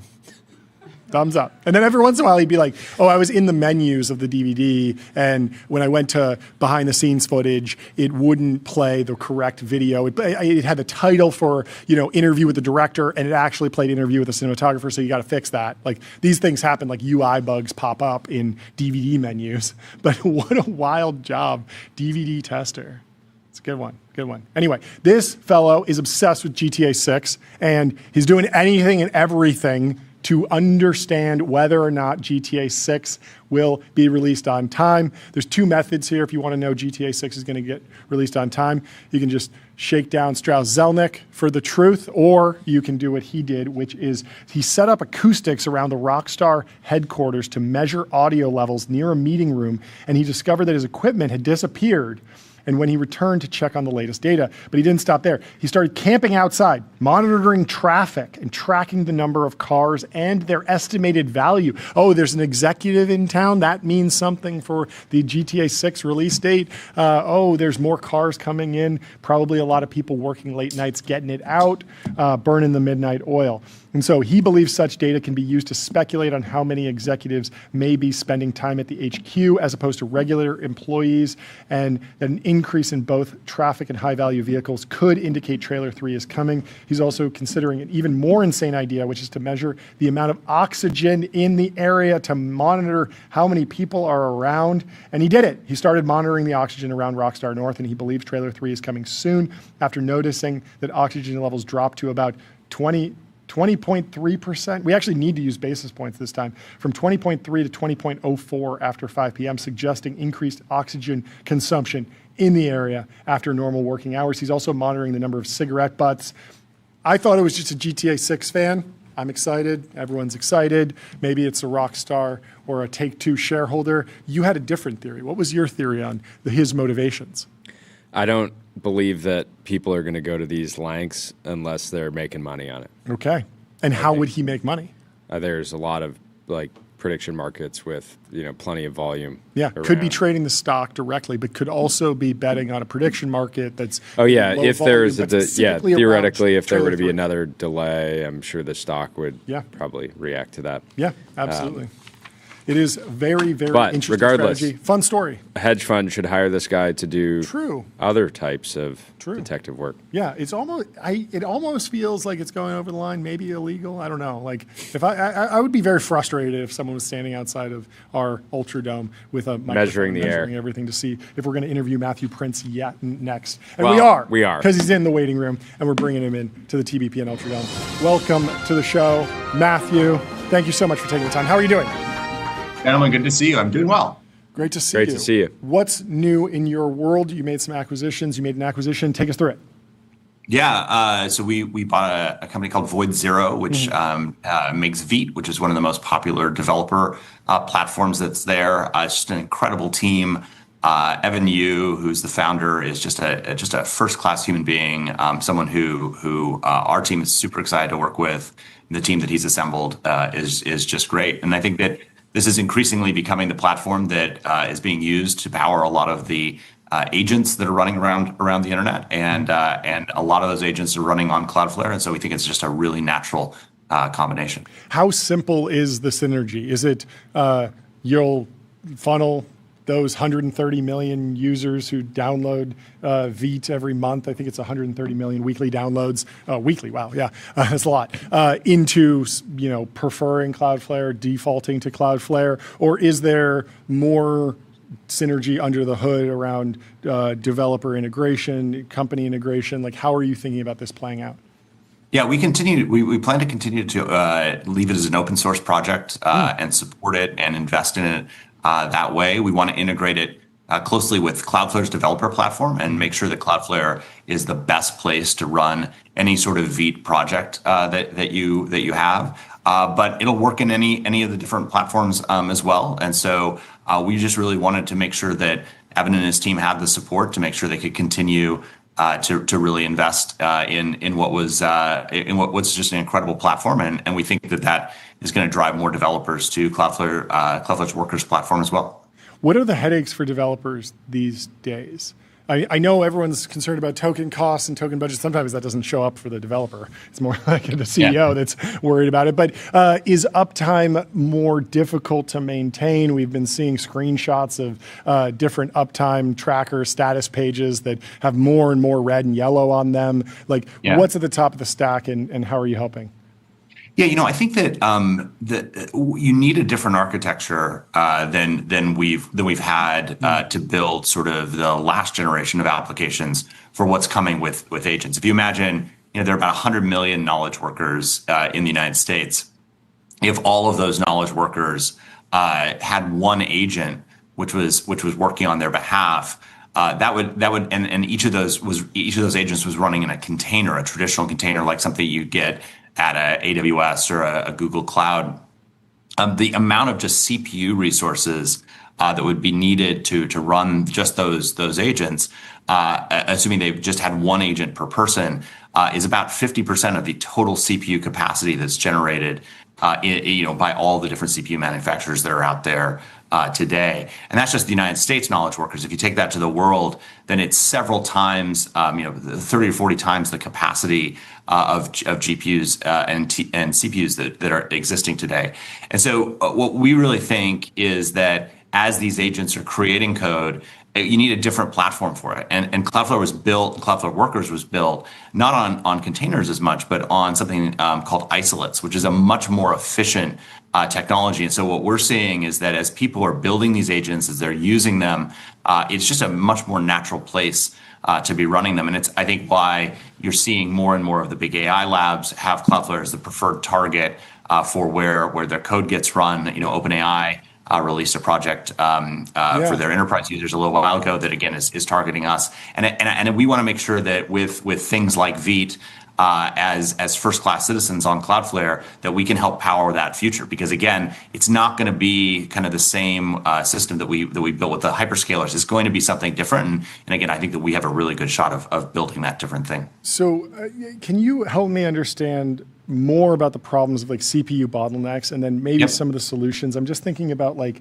I would think bandwidth would be an issue, obviously CPU load, but is there a world where we get to some sort of convention around, maybe it's the robots.txt or just the user agent, and when Googlebot shows up or any other AI agent shows up, you're just delivering it's almost an MCP server, but you're just delivering something that looks more like a JSON package, something that's a little lighter, little less CPU intensive. Is there a path there to optimization? It feels like we're in the era of squeeze every ounce of performance out of everything. But what's actually going to happen here? Are we just screwed, or is there an opportunity? No, I think so. I think two different problems. So the first is, if you ask these different AI systems to perform tasks on your behalf, what has to happen behind the scenes, especially as those tasks get complicated, is that they need to be coordinated in some way. So if you say plan a vacation for me or something like that, what goes on behind the scenes is that there's coordination there, and the best way to make that as efficient as possible. What agents are really good at, and these various LLMs are really good at, is actually writing code. And so that code needs somewhere to live. And the problem is that if that lives in a container, then you've got to bring in an operating system, you've got to bring in all the tooling and everything else. And that's actually extremely heavy weight. And so that's the first place that you've got both a CPU and a GPU bottleneck that's there. And so with something like Cloudflare Workers and isolates, it's just a much lighter weight system. And so that means that you can have more agents running on the same CPU infrastructure and be able to provide that. And again, I think that's why a lot of these next generation tools are actually built using our platform. You mentioned something else, which is, as these agents go out and interact with the rest of the web, you want to make sure that is done in the most efficient way. And so if they're pulling down, all of the HTML from a web page, and those web pages are designed kind of to be consumed by humans, there's just a lot of cruft on that isn't necessarily is important. And so some of the things that we're doing are, for those customers of ours that want to make sure their content is consumed by agents, want to make sure it's as accessible as possible, we are automatically converting things into Markdown, which is a much simpler system that saves you a ton of tokens. It saves you a ton of processing. It means that your context window you can fit more useful information into a context window. So I think there's a ton of optimizations, and we're helping both on the developer side as well as on the content side, making sure that we can have these agents be as powerful as possible and get as much done as possible. John Gruber, total victory. He invented Markdown? I did not. Grubinator. Yeah. No way. Yeah. Isn't that amazing? Yeah. It's one of these things that just, it turned out it was ahead of its time, but it's such a key for making sure that we can take information and make it, as compact as possible. John Gruber created the format for God. It's a funny world we live in. Talk about, it was last week you guys announced that the threshold had been passed around agent versus human traffic. Talk about that moment. Did it happen sooner or later than you expected? Much sooner. Yeah. I mean, it was at the end of last year, so end of 2025. I said that I thought that we would pass bot traffic, and that's across the board. So that's like Google's crawler, but also the new agents which are coming out. I thought would pass human traffic by the end of 2027. About 3 months ago, I revised that based on the traffic that we were seeing to say that it would actually be in the first half of 2027. And so the fact that it actually happened in the first half of 2026 has just been extraordinary, and it just shows how quickly this is growing. And the real key here is that I think that if you or I as humans were researching to go buy a digital camera or something, we might visit 5 websites and do a little bit of research and some price comparison. You just watch as you use these agents. They have boundless attention to be able to just go to maybe 5,000 websites to find exactly what you're looking for. The best price, the best delivery, the best service, and everything that's there. And so that's just driving an enormous amount of consumption of the internet. At the same time, the other thing that's happening is that for a long time, since about 2015, the web is kind of plateaued. There were more websites that were being shut down than were being created during that time. In the last 18 months, though, we're back to the web growing at a rate which is exponential. And it looks sort of similar to what was happening back in the early 2000s in terms of growth of the web. And so I think you're seeing both more sort of consumption of what's online, but you're also seeing more things online as it goes forward. And so in both of those directions, that's going to continue to just drive more and more use of the internet. And I wouldn't be surprised if going forward, say 5 years, that bot traffic will be 1,000 times human traffic online, and we've got to make sure that we make the internet work for that new future. Yeah, like every year we're just going to add another 9 to the 99.999% of internet traffic is bots. Yep. Do you know what the baseline was? Like pre-AI, were we at like 1% bot traffic? I mean, I've set up websites. It was more. It was more than that. It was about 20% for a long time. So yes, and it's Google was the largest, and then obviously there's a lot of malicious things that run around online. But that was around what it was for, and it was pretty stable over the history of Cloudflare at least. So where we could measure it. So since 2010. It was always kind of around that 20% range, and then it's grown. It's in the last few years it started growing steadily, and then it really accelerated in the first half of 2026. I want to talk about the inference stack. I guess like we're seeing two things play out, sort of a bifurcation, like a WWDC, Apple's launching on-device inference that's, it's not going to be frontier, but it's going to be usable for sure on your phone, on a computer. They can obviously go to their private cloud as well. And then you have like the new NVL72 models. There's stuff in between, a Cerebrus chip, fast but expensive. Then there's everything from, it runs on commodity hardware, but it's still pretty big. You need a real desktop for it. And I'm wondering about how you see Cloudflare fitting into that. It would be a logical extension to Cloudflare workers to have inference on the edge, inference in different places. Like, where do you see yourself offering inference, if at all? Yeah, well, it's actually kind of funny. Back in 2022, we issued a press release that there was a graphics chips company that we were going to partner with in order to put GPUs at the edge of our network. Yeah.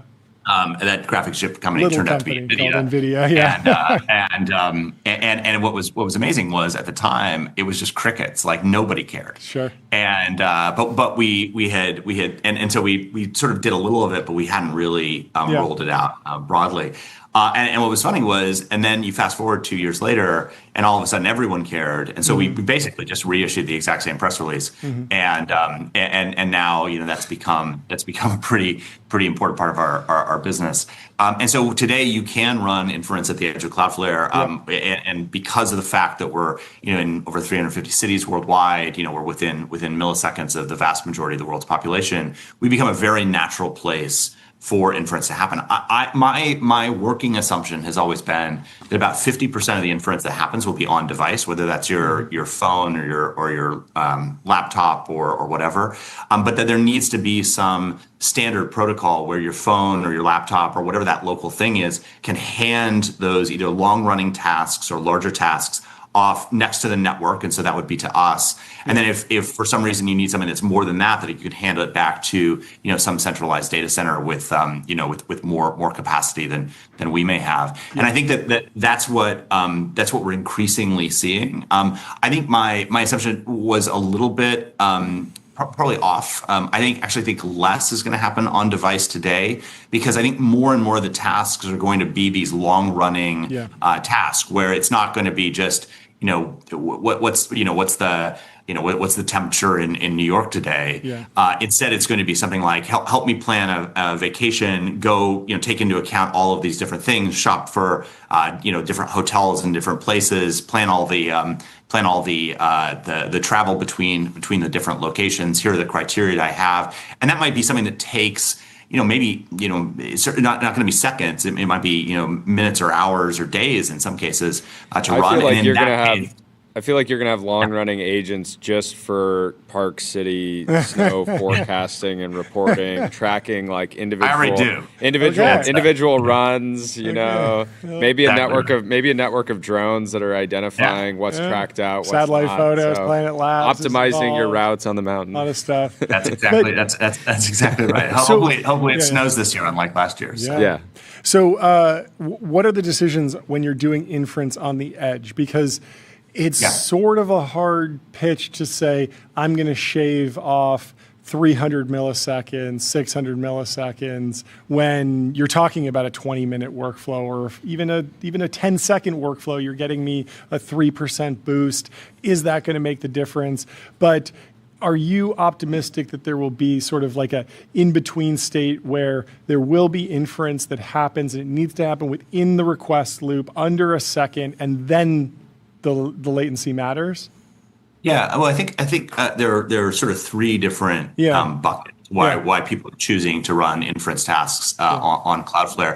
I think the first bucket is exactly what you said. It's latency, and so especially for those things that have human and computer interaction, where any delay feels like it hurts you. That people are trying to make sure that they can get the best performance possible. Yeah, for voice models, I mean, it feels like that has to. Yeah, voice models have got to be local. Yeah, I love that. Yeah, again, there's a case for that. I think the second case is that a lot of times, for either privacy or regulatory reasons, people want to keep things as close to where they physically are as possible. And so, I think that a lot of, especially in Europe and otherwise, of places think that they made the mistake with the internet kind of 1.0 and 2.0 of having everything go back to Ashburn, Virginia, everything go back to the United States. And so I think that there's a real kind of sovereign desire to keep things local, and that's important. And then I think the third thing is we actually can be oftentimes much more cost effective because of the fact that we are a network, and because of how we're interconnected with networks around the world, bandwidth for us is effectively free, and so it's very easy for us to get things onto our network. And because of where we deploy systems, we often are in places where we don't have to pay for the space or the power, which allows us to then pass those savings on to customers. So it can be significantly more cost effective to use inference with us than it can be in some other places. That's somewhat counterintuitive, but it's sort of the nature of what we've built, and kind of the secret to what's allowed Cloudflare to deliver as much as we have over time. There's a ton of debate over data centers, how they get built, how big they should be, what we need, the pushback, regulation, et cetera. Is any of this affecting your business? Are you thinking about how you position your footprint in the real world? How are you processing the evolving discussion around data center construction? Yeah, I mean, so first of all, I mean, we're going to need more data centers. I think a lot of the discussion is somewhat silliness. I mean, the water consumption. I mean, these are closed loop systems. I mean, a golf course uses more water than probably all the data centers in the United States over the course of a year. Yeah. So I think there's a lot of kind of silly concerns that are there. But there are real concerns as well. We've got to make sure that there are efficient ways to get power to these things, that it's not taking power from other systems, that the grid can support that. And so I think those are all good considerations. For Cloudflare ourselves, we're a little bit different. Where in the case of if you're a AWS or a Google or a SpaceX, you're building one big facility or a handful of very big facilities and putting a ton of machines in that one facility. Cloudflare is different. We have a ton of machines, but we spread them massively all around the world. And oftentimes we want to go into the places where networks come together. And so those can be, some of the oldest data centers in the world. And in any of those facilities, we may not have, we may have only hundreds of machines. But over collectively around the world, we've got what is effectively much larger than any individual data center, which is out there. So I think we're less impacted from the new builds of data centers. I think we're much more impacted by how do we find our way into the existing data centers, and then how do we make sure that the equipment that we're deploying is as power efficient as possible, because we're often given sort of here's the envelope that you have to fit your equipment in. And we're often guests of whoever the local ISP is, or whoever partner is that we're working with in the thousands of buildings that we're in all around the world. What's new with Italy? Italy and Spain. It's You're fighting with Italy. You're fighting with France. Your summer we need plans world peace here. Come on. Are limited due to your. Are limited. No Ibiza for me or the Amalfi Coast. No, it's I think it's interesting. It's been actually kind of puzzling for us. So all of this stems back. So for those who don't know, in both Italy and in Spain.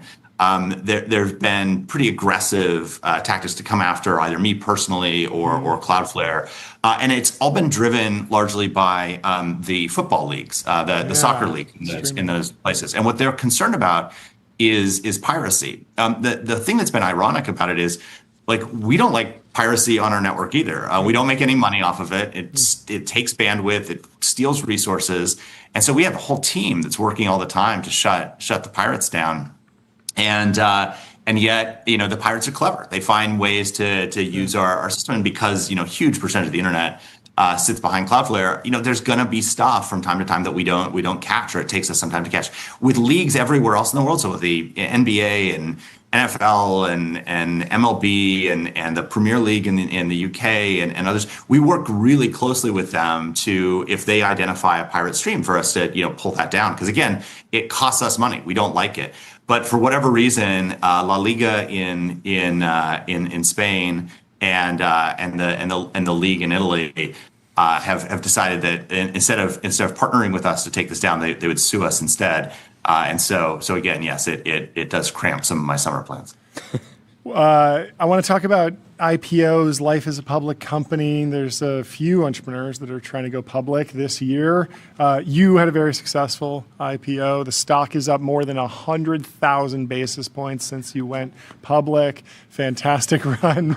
But advice we're putting everything in basis points now because it sounds even better. I mean, the stock's up 1,000%. It's fantastic. But 100,000 basis points sounds even better. 100,000 basis points is a lot. 110,000 basis points. Who's counting? But anyway, what was your process like? We were talking about the level of float, lockups. Like, what were the hard decisions? Were there things that we're talking about now with these big IPOs that weren't even on the top 10 of your to-do list? What is important to a successful IPO and then running a public company? Yeah, I think there are a handful of things that are interesting lessons for us. So first of all, like, I love being a public company. It's I think that it's interesting. In jurisdictions where you don't have no fault divorce, spousal homicides are much higher. Which is, I think, kind of an analogy to the difference between private market investors and public market investors. It's really hard to fire your VCs. It's hard for your VCs to fire you. And so as a result, like, actually, it's kind of dysfunctional. Whereas public market, like, I love our investors because if I do something stupid, they call me up and they say, "That was stupid. I sold your stock." And then we have a conversation, and sometimes they say, "Oh, actually, that makes sense now," and I bought it back, right? Yeah. But I think you can have actually a much more honest, much more real conversation, and that's felt actually just a lot healthier than what you see in the private market. It's so true. I mean, there's everybody that's angel invested in any number of meaningful companies is going to have portfolio companies where you've fully given up on the company and you just try to be nice and help if you can, but at some point you're just totally disassociated with the investment and you're just like and that's the reality. But so it's very healthy to be like, yep, I'm disassociated, like moving on. I'll put my energy elsewhere. And in both directions, right? I mean, it's just a better relationship. And so I loved the process of going public. I think the thing that we did, it was an opportunity for us to really kind of retell our story. Like, you don't get to reinvent yourself very often, but the process of writing the S1 was incredibly just an opportunity to sit down and really do it. And we really dug in and told the story in a way that to this day we still refer to parts of that that document to sort of explain what is Cloudflare and how did we work. I think that the most clever thing that we did, and this was advice that I got from Ryan Smith from Qualtrics, was he said, he's like, what are you doing about friends and family? And I'm like, we're not going to do it because you can take 5% of a IPO and allocate it to friends and family. And I didn't want to get my aunt over if the stock went down or something. I didn't want to have to explain that over Thanksgiving dinner. And he said, no, you're thinking about it wrong. Think about the people who, if they owed you a favor, that they could make a meaningful difference in the future of Cloudflare, and then offer them to the ability to invest in the IPO. Yeah. And I was like, is that legal? He's like, check with your lawyers, check with the bankers, but the answer is yes. And I was like, some people are going to have conflicts. He said, it doesn't matter. Even just the fact you offered it, even if they can't do it, will mean that that they'll always remember that super fondly. And it was incredibly good advice. And we made this crazy list of all of these people who were at some point that might be an important relationship for us. And 75% of them said yes, and they all made a ton of money as a result of it. And it was one of those kind of now your aunt doesn't talk to you anymore. No, my aunt doesn't talk. So I missed out on 100,000 basis point move. How could you? Yeah. I am always comforted that we actually we priced it $15 a share, and it went up to and that's actually the other thing that's interesting. Everyone Bill Gurley and I have fights about this. From time to time about IPOs, you have a lot of control over how much the pop is going to be, and we sat with bankers and we were like, listen, we want it to go up about 20%, and they were like, okay, if you want it to go up to 20%, you price it right here. So we priced it right at that point, and it closed the first day at 18, which is exactly up 20%. Okay, but just to steel man a little bit, is that a function of your business? Not to be rude or anything, but there are some businesses that are just meme stocks out of the gate, and they're in some weird thing, and there's some froth, and they have less control, or is it always controllable? Well, and part of that was did you think the fair value of your business was 18% or 20% higher than where you priced it, and so you wanted basically wanted the market to sort of reprice, and you didn't care about not. If we had priced it at 13, it would have gone up more. Yeah. But the problem again, you want to play for the long term here, and so my fight with Bill is he says that you should do some sort of system where you actually price it at whatever the top price is. The problem with that is if you look at all the companies that have done that, so the Airbnbs and others, that they basically that's great for your private market investors. That's great for the VCs. That's great for any of the founders that are taking money off the table. But you got to keep running the company. The IPO isn't the end. It might be the end for the VCs, but it's not the end for the operators of the company. And you want to be able to kind of build that relationship and build that over time. And so I think, we worked incredibly hard to be very sort of choosy on who are kind of who we gave allocations to. And we went through every single name on the allocation list. And I think as a result of doing that, if you look at who our top 10 shareholders are, it's been incredibly stable over time, and they're folks who give us again great advice and have been really great to work with. So I'm sure that there are times you don't have it, but I was surprised at how the banks have a really good sense of if you price it here, here's what's going to happen. Mm-hmm. And in our case, it was to the penny. Last question: how are you thinking about long-term planning as a CEO when we're on these exponentials? The example of agent versus human web traffic. You had more data than almost anyone on the planet, and your prediction was still off. Or your original prediction was still off by 18 months, 24 months, something in that range. So how are you thinking about overall business planning when model capability is increasing and you're just seeing sort of exponentials everywhere? Yeah, I think a couple of different things. So one, I think we're trying to make bets on people who can really function in really dynamic environments. And that for us has been somewhat different than I think a lot of other people. A lot of other people have cut back, for example, on kind of early career hiring. We Cloudflare's about 5,000 employees, a little bit less than that now. But we hired 1,111 interns this summer, so straight out of college, and they're amazing.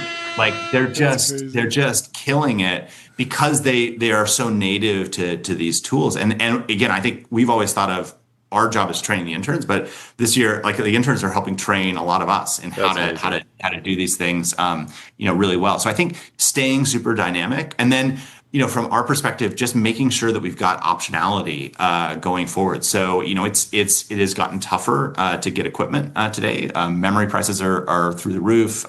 Things are harder, but we just have a team that's always constantly trying to figure out how to refine that.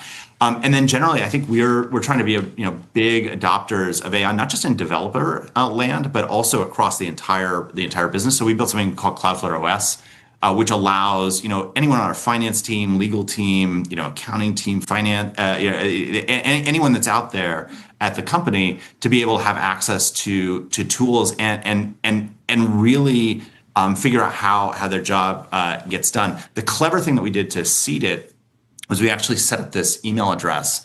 And initially we told the team that it was this magic AI model. And if they just wrote to the email address and ask it, I have this part of my job that I need to get done. How do I get that done?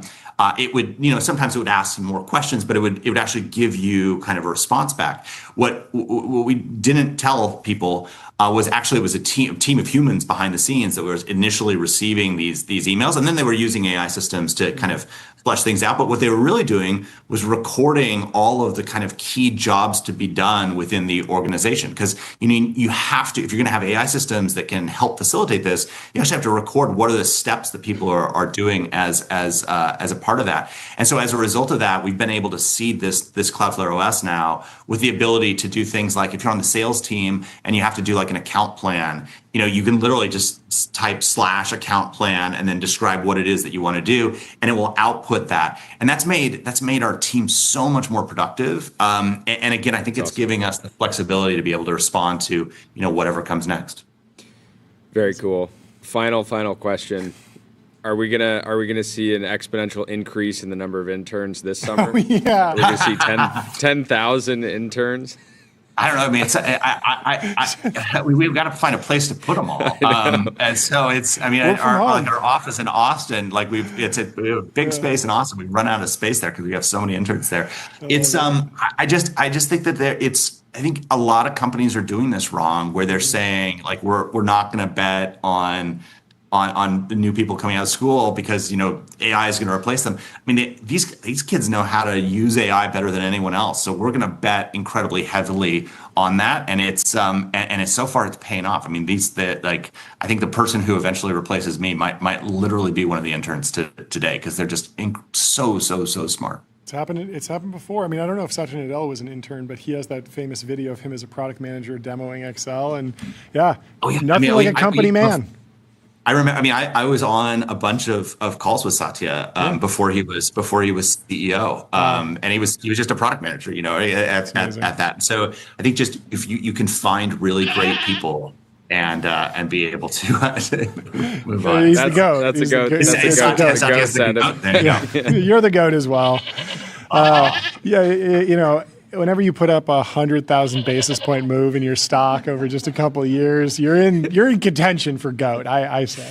But thank you so much for coming on the show. Always a fantastic time. Thanks for jumping on. Good to see you guys. We'll talk to you soon. By the way, I haven't talked to you since the acquisition. Thank you. I appreciate it. We'll talk to you soon. Have a good one.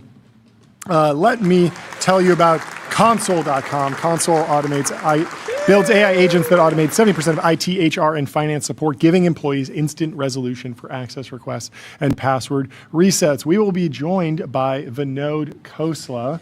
And while we wait, Mad's summer vacation is looking good. Let's see what's on the schedule. What is on 6 a.m. He's waking up on the wrong side of the bed. Okay. 7 a.m. He's split between judging a book by its cover and beating a dead horse. Okay. 8 a.m. This is where it gets spicy. He's going to poke the bear. He's going to poke the bear. And shortly after that, he's skating on thin ice. right into walking on eggshells. Wow. And at 10 a.m., he decides, all right, it's time to address the elephant in the room. Okay. At 11, gets a bit dark. He's going to cry over spilled milk. Yeah. But at noon, he's letting the cat out of the bag. That's exciting. And that's where it really ramps up. He's starting at 1 to bark up the wrong tree. And again, but at the same time holding his horses. He's double booked. But then at 2 p.m., he's going to add fuel to the fire. That's fantastic. And I can't really think of a more perfect summer day, John. You know, there's you can share your calendar with someone else, and you can share it privately. So you can just see that I'm booked, but you don't actually know if I'm having a meeting with someone. Maybe I'm interviewing Vinod Khosla. You won't see that, but you could build a plugin that changes the book to just these things. That would be delightful. Maybe the next Google April Fool's joke. Super intelligent. I would love yeah, that. if somebody just can only see that you're letting the cat out of the bag. Yeah, that's pretty exciting. Yeah. It's kind of mysterious. Okay, don't interrupt him. It's an important meeting. He's letting the cat out of the bag.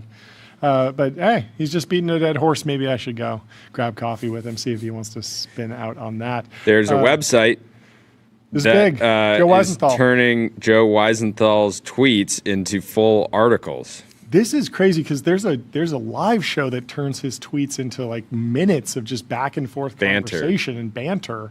But somebody made a version of our show that's just web pages. So they scrape every Joe Weisenthal tweet and they turn it into a full SEO optimized article. This is great. Apparently, it is great, and Joe looks great in this photo. He's looking good. He's looking quizzical. He's having fun. Well, let's bring in our next guest, Vinod Khosla, the founder and managing director of Khosla Ventures. Vinod, thank you so much for taking the time. How are you doing? I'm doing great. Great to be here. Fantastic to have you. I want to kick it off with some of the recent deal making that you've been doing. Your outlook on artificial intelligence is obviously front and center, but what has been the most recent fundraise that you've done? Why did it get you excited? Well, obviously, there's a lot. So, upon yesterday or today, we are working a lot and doing a lot of new things that I'm pretty excited about is a company like Pramana, but more importantly, the broad category of auto-formalization, which isn't talked about much. But humans aren't very good at talking to AI in describing what they precisely want. And that's where auto-formalization becomes important. And companies like Pramana become very important. How did you get into auto-formalization? And I guess the big meta question is, as an investor, you have to consider, is auto-formalization on the direct path for the other labs? How do you think about competition in this area? Investors are going back and forth, and it's been fascinating to see things that appear to be directly in the path of the big labs. They're still growing revenues $2, $3, $4 billion. We're seeing $60 billion acquisitions. Everything seems to be going well up and down the stack. But why is there a particularly big opportunity right now? Well, the labs, they will do more and more over time. But I still see the opposite set being very broad for venture capital in entrepreneurs.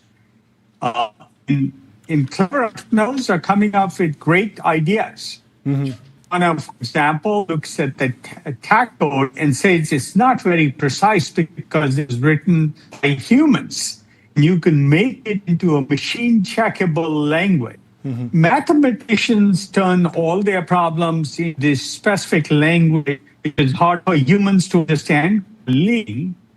Auto-formalization allows that kind of formalization so computers can operate on it precisely, not probabilistically. And that's a really important thing. If you look at today's world, AI systems have been awesome and the rate of capability development pretty awesome. But they have some pretty big gaping holes. They still hallucinate. Now, I don't think hallucination is going away anytime soon. Yeah. So the reliability is low. Humans aren't great at specifying what they want, the specification problem, and then verification of what, are you getting the right answers or are they hallucinating? Those are all large, interesting problems which are open for entrepreneurs. things can be built in certain domains where you build a lot of value and a lot of capability that the general models don't do.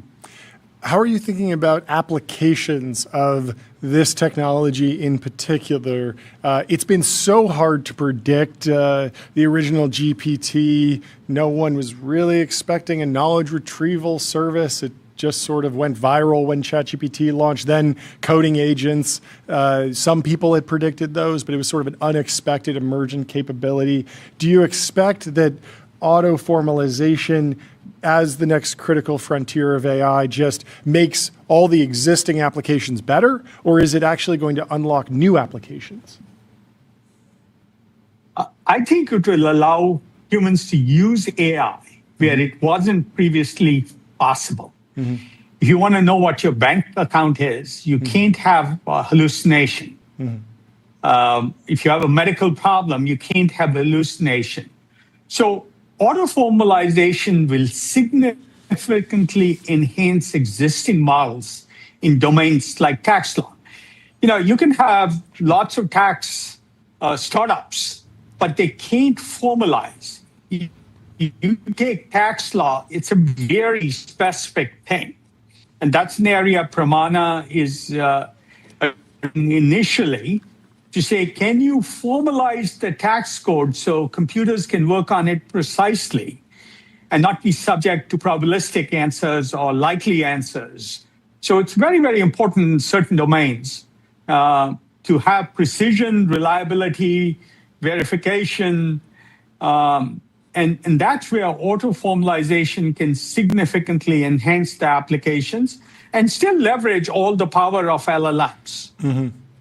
Well, we're excited to talk to the founder of Pramana in just a minute. We've been having a few technical errors, so we will end this here, and hopefully we can have you back on the show soon to go deeper. Thank you so much for taking the time to chat with us today, Vinod. It's been a pleasure. Thanks for jumping on. It's an honor. Have a great rest of your day. Great to be here. Thank you. Goodbye.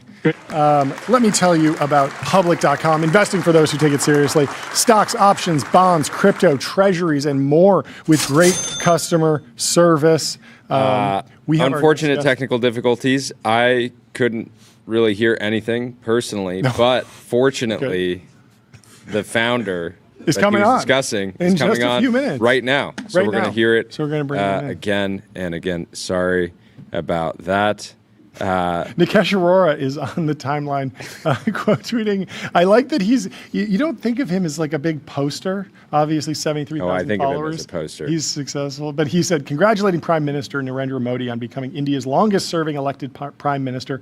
4,399 days of leadership, earned through the trust of 1.4 billion people across 3 democratic mandates, from lifting 250 million people out of poverty to making India the world's fastest growing major economy. PM Modi's tenure has been nothing short of transformational. Look forward to a continued U.S.-India partnership. Love that. Yogesh says, bro went from stopping global ransomware attacks at Palo Alto Networks to doing math calculations on PM Modi's calendar milestones like it's his final exam. I like it. Just in quotes, too. It's great. And Nikesh appreciates it. Great. There's been debate over beverage media. Have you seen this? This is I saw this 8 likes, but I think this is an interesting post worth discussing. So Vasa, I don't know exactly this account before, but beverage media doesn't have the good nuts to call out celebrity brands objectively because the economy is fanboying and CPG. Celebrity founders sell tickets to events, but they don't always move the industry forward. I think he's probably subtly subtweeting the maybe Tom Brady launch of the nuts, which is a reference to the coconut water brand that's Tom Brady launched. But this does happen all the time. There's a lot of celebrity brands. We've had some celebrities on the show to talk about their brands. It's fun. Sometimes it works, sometimes it doesn't. That's the fun part about interviewing a celebrity about their brand. You kind of get to clock it and be like, this person's really onto something. I think this will work. Why they named the brand that is they fully ran out of other names. So that was really? literally the last possible name that they could choose. We're not getting an invite. Tom Brady will not be coming to our event and selling tickets. But it's interesting because, BevNet reports on CPG brands. They're one of the insider media, sort of the TechCrunch of CPG, at least in beverages. They also have Nosh for food. And there's a number of other CPG media and critics. But if you got to have one of those celebrity founders at your event to sell tickets, you get into this weird, you get sort of audience captured. I don't know, celeb captured. You just get raptured in the aura of the celebrities, and you have to stay out till 2 a.m. partying with them. It's craziness out there. But beverage media, I think it's just interesting in the backdrop of more and more celebrity brands. Although it does feel like we're at peak celebrity brand at this point, and I feel like the more modern celebrity strategy is just invest in companies that have a number of good VCs on the cap table. Be happy with that. You can still Aura farm. Yeah, okay. Disagree. Explain. I think celebrity brands have always been a thing. They're just way more in your face because now celebrities have their own channels that they can communicate. I'd say they're less in my face. I say we're on the decline. We've reached top celebrity brand. No. I'm quoting John Fiat. No, I think it's just getting easier and easier to start a business. I think you'll see more celebrity brands. I don't necessarily think you'll see more breakout brands. Okay, so your claim is quantity is increasing. I think it's probably getting harder. Quality is decreasing. Quality. More distribution. But. Yeah. Greater. I mean, there's going to be some breakout celebrity brands. Yep. There's going to be big exits. Yep. There's going to be as many failures as ever, right? I mean, my favorite example was like Travis Scott a few years ago launched a RTD like canned cocktail thing. Shut down, I think, within like a year, maybe more. And so I think you're just going to see more and more and more. Would you put the Johnny Knoxville NeoCloud in the bucket of celebrity brands? That is something I would like to see. Less CKY, beverage, 2K. Less beverage, more NeoClouds. More Neo. I want to see Johnny Knoxville levered up. Yeah. Right? Yeah. I want to see racking him. GPUs himself. Yeah. I want him like operationally involved too. Not just like just a pretty face. Endorsement. Yeah. Not just a pretty face. So anyways, I think more on the horizon, and it's not necessarily, a lot of, I don't know. I feel like some people don't like this, but I think it's fine. It's fine. It's fine. You heard it here first. Jordy Hayes, it's fine. You know what else is fine? Get used the New to York Stock Exchange. More than Want to fine. change the world, raise capital at the New York Stock Exchange. Our next guest might be there soon with Pramaana Labs. We have Ranjan, who's the co-founder in the waiting room. Let's bring him into the TVP and Ultradome. Welcome to the show. How are you doing? Thank you so much for taking the time. Doing great, John, Jordy. Since Great it to is be your here. first time Great on the to have show, you. please introduce the company. We heard a little bit about it from Vinod, but I want to hear it from you. Yeah, bravo, by the way, of being able to get Vinod to just like personally pitch your company for 15 minutes Good stuff. on internet television. It's a good sales pitch. hack. Good pitch. Thank you so much. At Pramana, we try to make AI more provably accurate. Yeah. The current frontier of AI focuses on recall, which is more along the lines of how do you make more answers come out. Yeah. But we are trying to focus on very specific mission-critical domains like tax, legal, healthcare, and governance, where a wrong answer could be catastrophic. You wouldn't want AI diagnosing you wrong and ending up in a catastrophic situation. So that's where we focus on. And the technology underneath it is formal verification. Yeah. I would like you guys to dive a little bit deeper, and I can get more technical as it be. Yeah. I'm just wondering about the actual like rollout of this. Like people are using AI tools for healthcare now. They've been using WebMD. People have been misdiagnosed with cancer by random internet posts for decades. You go to WebMD, you're like, I have a headache, and it's like you got brain cancer, and then you freak out, go to the doctor, and they're like, what are you talking about? Take an Advil. But so like who exactly is not adopting AI right now because of the hallucination problem? Two major examples currently are like big four firms which are tackling tax and legal cases. You would have heard about the Australian government suing one of the big fours, stating that there is a hallucination which ended up happening. And AI can actually make up laws on the fly. Yeah. If it wants to suit a particular situation, it can make up laws on the fly, which can lead to catastrophic situations. And another thing which we have noticed is also that major insurance providers of US have also moved away from insuring AI outputs. So there is a very specific clause they have introduced to say that we will not insure if AI is behind whatever you have said. So those are some things which have come out specific to domains like tax, legal, and healthcare.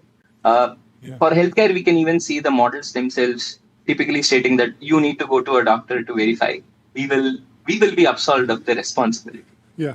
How much? Yeah. Imagine your CPA being like, "Great, I just finished your return. It's 99% chance it's accurate."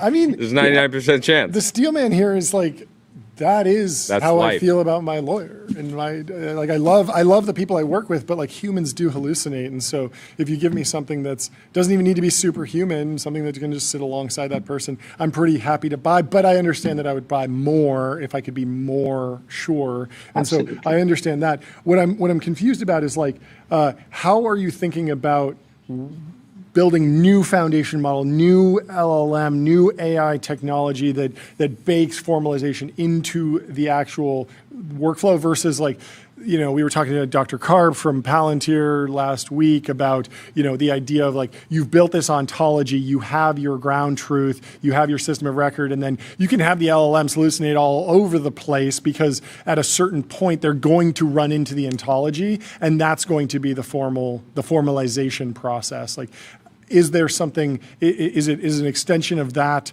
two systems running side by side checking each other, or is it more of an entirely new system? So it would be a couple of systems interlocking with each other. We actually have 4 layers in the stack. I can go through an example of how it happens. If you end up asking whether a particular transaction is taxable in Illinois, you have the first thing which we do is actually a fair bit offline. For tax specifically, we are formalizing the US tax code. So we are taking a very formal domain, but expressed in English today, and we are converting that into Lean, which is a proving language. So when we do that, we get it ratified by experts. So our work is deeply involved in formalizing specified domains and ensuring that we get it ratified by the experts themselves too. In that place, we do use a lot of LLMs because the current knowledge base is already not formalized. It is present in English. And once we have the whole knowledge base, whenever a question pops up, we convert it into a series of constraints. You would have noticed Vinod also talking about how humans are not great at specifications. So we ensure that we ask the right set of questions so that ultimately we can give you a reliable answer.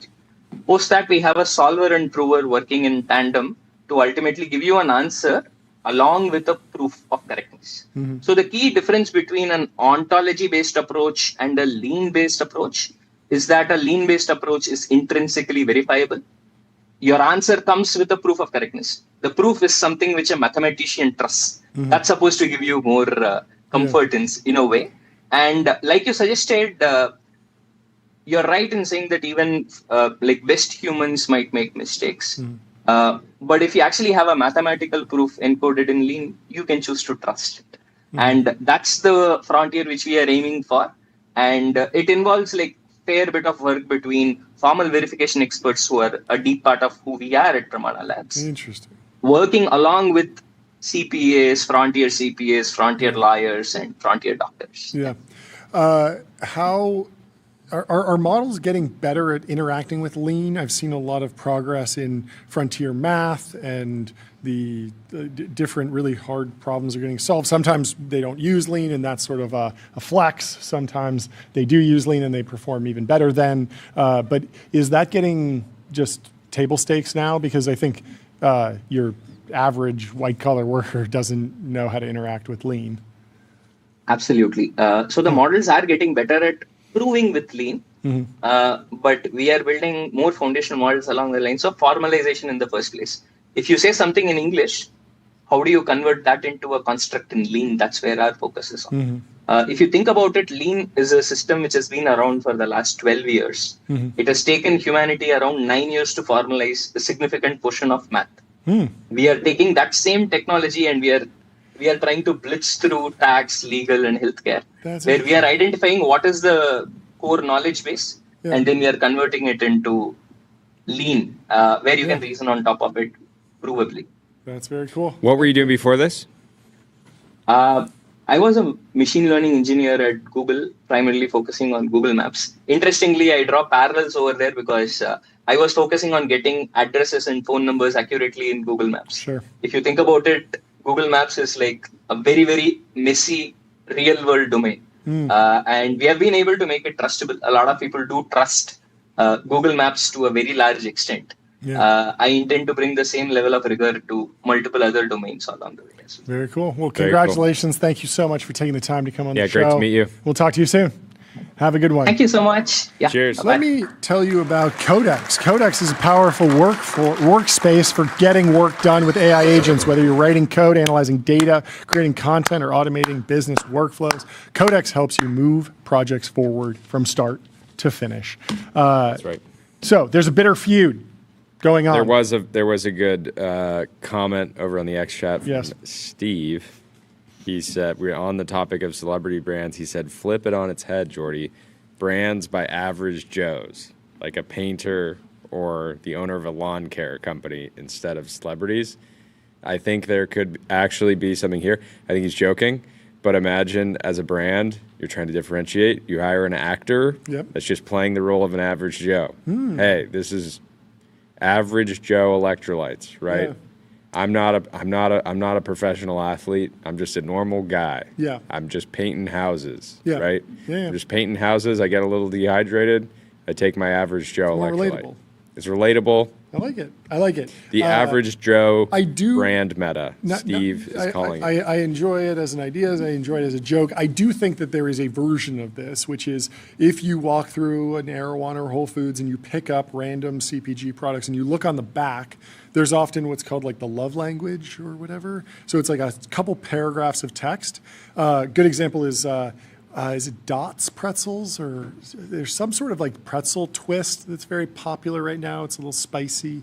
It has the name of the founder, and it tells the story of like an average Joe. The Buzzball, for example. That is an average Joe brand. It was not a celebrity brand. Disagree. Explain. There's nothing average about that founder.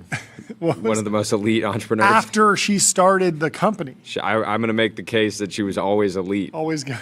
The Buzzball woke it up. Maybe. But there are a lot of brands that their whole origin story is like, I was just a normal person. I had a problem for myself. I was going for, olive oil and I smashed the bottle, so I made a squeezy bottle. Like there's all these stories that aren't celebrity brands, at least at the start, and they have, rags to riches stories that are told sort of quietly on the back of the packaging, and then slowly over time, eventually Unilever buys the company and takes that off. I just like thinking of it as like from the marketing lens, a brand that is like doesn't have this like heartwarming story. Yeah, it's just like we just hired a guy to be like just be the guy. Just be the average Joe. Just be an elite snowboarder like Neeva. Starts Salt and Stone.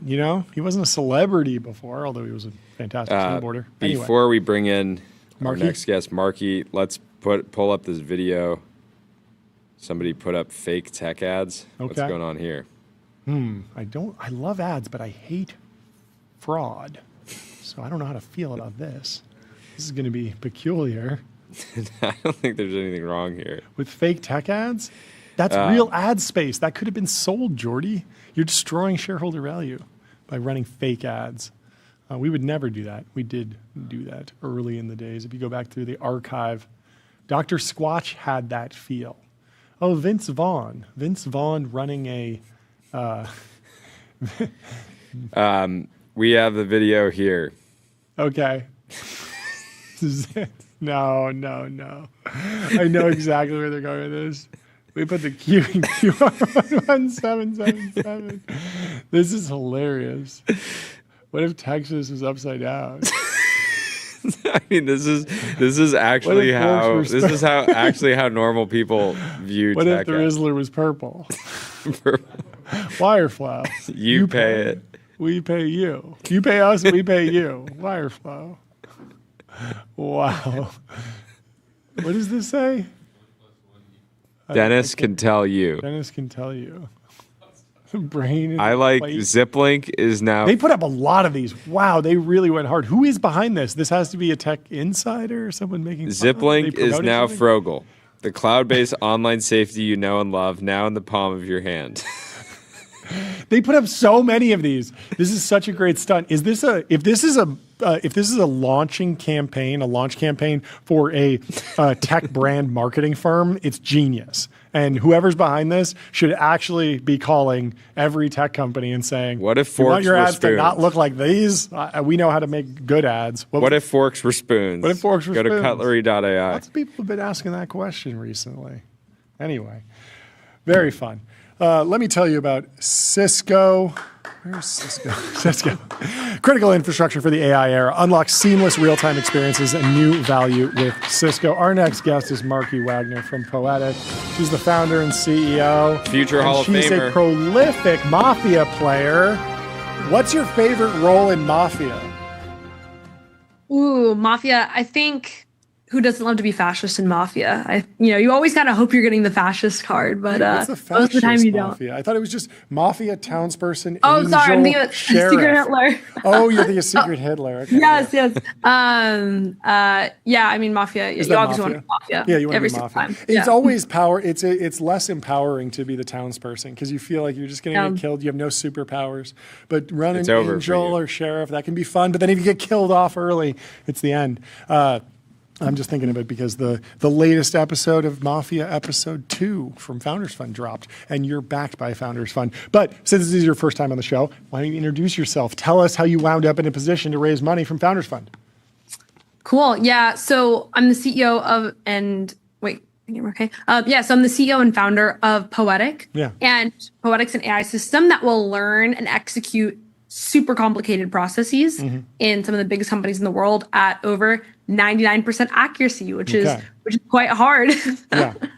So what is the process for obtaining and documenting the workflow? This feels like you could do something very database driven. You could build an ontology. You could just wait and maybe the models get better and stop hallucinating. There's been debates over the various approaches. Like what did you pick and why?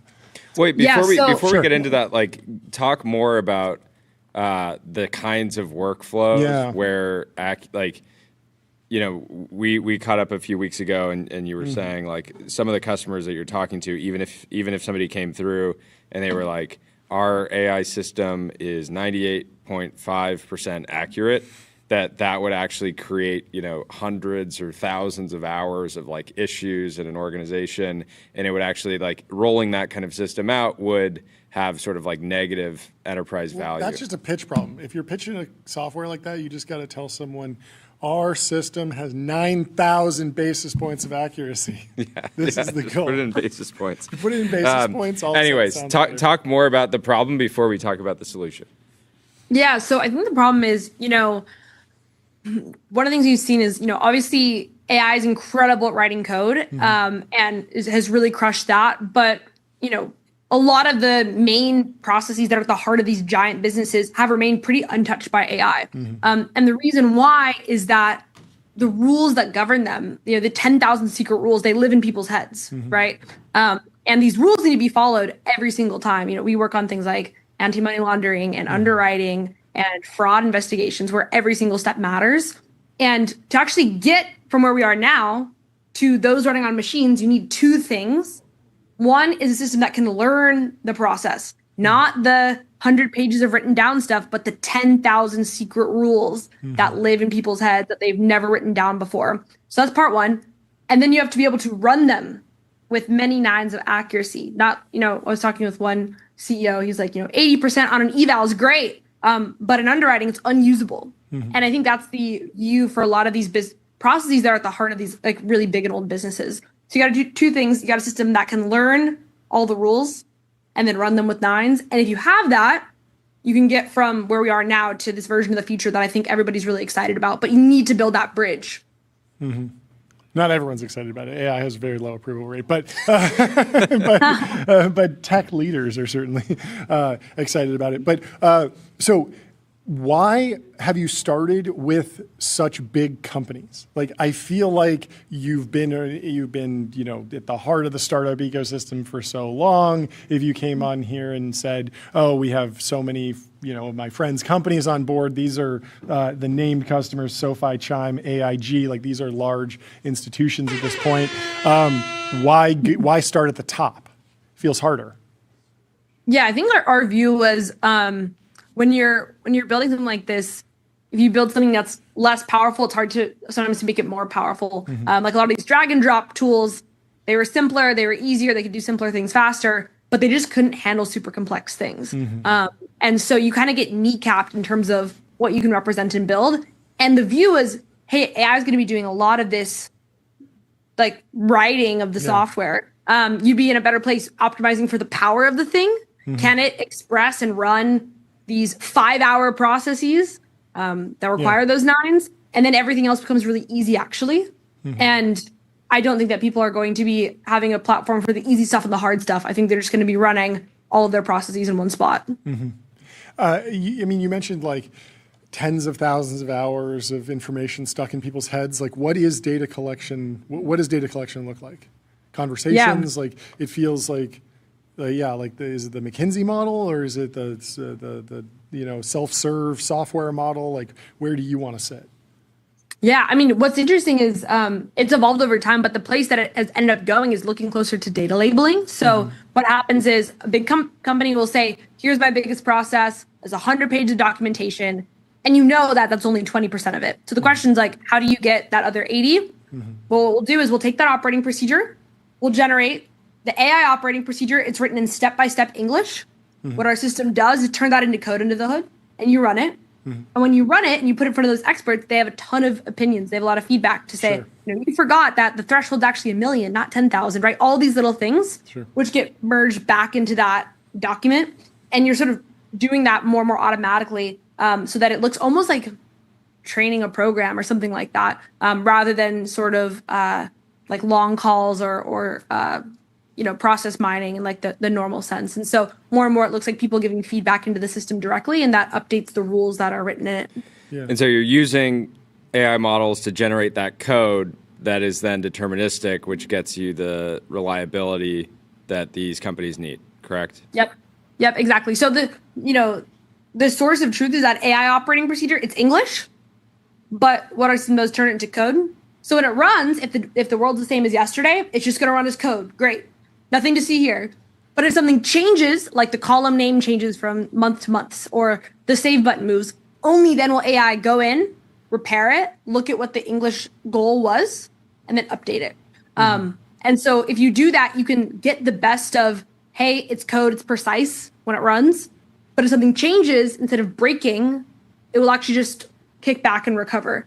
And that's important because a lot of this work, code couldn't do alone and agents couldn't do alone. So code is very static, right? It's like very brittle. So even one small date change or something could break the whole thing. And so that's one side of it. Agents, on the other hand, are pretty improvisational and they think step by step. And, when you're figuring out what to do as you go, eventually you're going to make a mistake. This is something that's kind of in the middle where it's code if things are the same. AI is there to test, heal, recover if things are different. And that's how you can kind of get those 9s. So are you hiring forward deployed engineers? Like, what is the role of engineering in your organization at this point? Yeah, so we hire tons of forward deployed engineers from all the best spots. Whether it's places like Palantir or even like Retool or Scale and all these other sort of new places that have had their own versions of forward deployed. And yeah, I think it's interesting. It has over time looked less like extremely just only focusing on engineering, like hard engineering. It requires being able to change how people operate, right? Yeah. AI can write the best code now, but even if you have the most incredible piece of software, you still have to change how the business organizes around it. And so the people who understand like business and can think about, hey, like what is the best possible fraud process going to look like? And how should we reorganize the business around this new kind of thing? and they understand AI are the ones that are just like totally crushing it. Yeah, that feels like an entirely new skill set, like much more people-driven, but also like forward-thinking in technology. I don't know. It's an interesting new skill set. How has enterprise sentiment around just AI changed during the course of building the company, right? Because like it is, I would say it's a roller coaster. In some ways, it's like going up, right? Up and to the right. There's generally more excitement about the potential, but at the same time, there's these sort of like period troughs of disillusionment. And you guys are coming out of stealth at a time when, again, I think companies are more excited than ever, but at the same time, sort of like understand the overall shortcomings. And we had Karp on the show last week, and he was just saying like, a lot of these deploycos coming in, they're just trying to like, they're trying to deploy, their goal is to deploy AI, but they don't fully understand all of this like business process under the hood. And he makes some good points. Yeah, I think sentiment has evolved quite a bit. I think it was extremely excited earlier in the year. And then, around the board meeting times, more and more CEOs would come to me and say, hey, like, how do I get ROI here? Is this what your other customers are seeing in these domains? And so I think now people have realized like you cannot just throw an agent at a problem and expect to see the result that you want, right? For an agent to do a useful bit of work, it needs to learn how to do that work and run it like quite accurately. And that knowledge transfer between how's the work done today and getting it written down enough to where AI can run it. It's just hard. And it requires, we sort of jokingly call it the great migration internally. Like you have to go and migrate these like tremendous amounts of rules into something that AI can touch and improve and evolve. And if AI can't touch it, it's not going to be able to help it. And so, I think deployment is really important because until that transition happens, it's going to be hard to just throw tokens to see better outcomes. Give us some backstory on what you were doing before, how you wound up here. Yeah, so I got my start. I got extremely into AI in middle school after reading too much sci-fi. A lot of Dune, a lot of Dune, mainly Dune. Is that the message in Dune? I thought Dune was the Larry and Jihad, right? I guess, yeah. Yeah, you want to avoid the Dune outcome. Well, it just felt like it was going to be really important during my life. Yeah. You read and you watch sci-fi, and the biggest difference between the future and today, it's like mostly machines thinking. Like that is sort of the main AD sort of BC moment. In like hard sci-fi. In soft sci-fi, it's like time travel and faster than light speed and like aliens. But I take exactly. Moon is made of cheese. That's the type of sci-fi I'm trying to read. Exactly. That's the white pill. So then walk me through the consulting work that you did and how this like evolved out of that. Was there like a clear moment where you're like, I'm stopping that and starting a company, or is this an evolution or a change of structure? Yeah, so I was initially got my start in research. So I was at Stanford working in AI, like Waymo and Google. Yeah. And then one day I sort of realized that all the things I built didn't matter too much. And that was Friday, and I ended up dropping out on Monday. And the idea was like, hey, we've had software for decades. What are people still doing and why? And I felt like I didn't really understand anything about how the world works. So to your point, started consulting, and the idea was like, let's just go into some of the oldest companies around and understand like what his software still not touched and what happened there. And when you do that and you start doing some of the work yourself and like going into, I went to North Carolina and you're watching people who've done this stuff for like decades, you realize that a huge amount of the work is really just operating procedures, documents, and people are just following them. And that this class of work everywhere, and whether it's underwriting and claims and insurance or onboarding customers and fraud and banks, it's just still sort of done by people, and software hasn't been able to go there. And the reason why is because the second you write all this code to do that process, something will change, right? A button will move, a column will change, or maybe even the process changes. You want yearly instead of monthly transactions.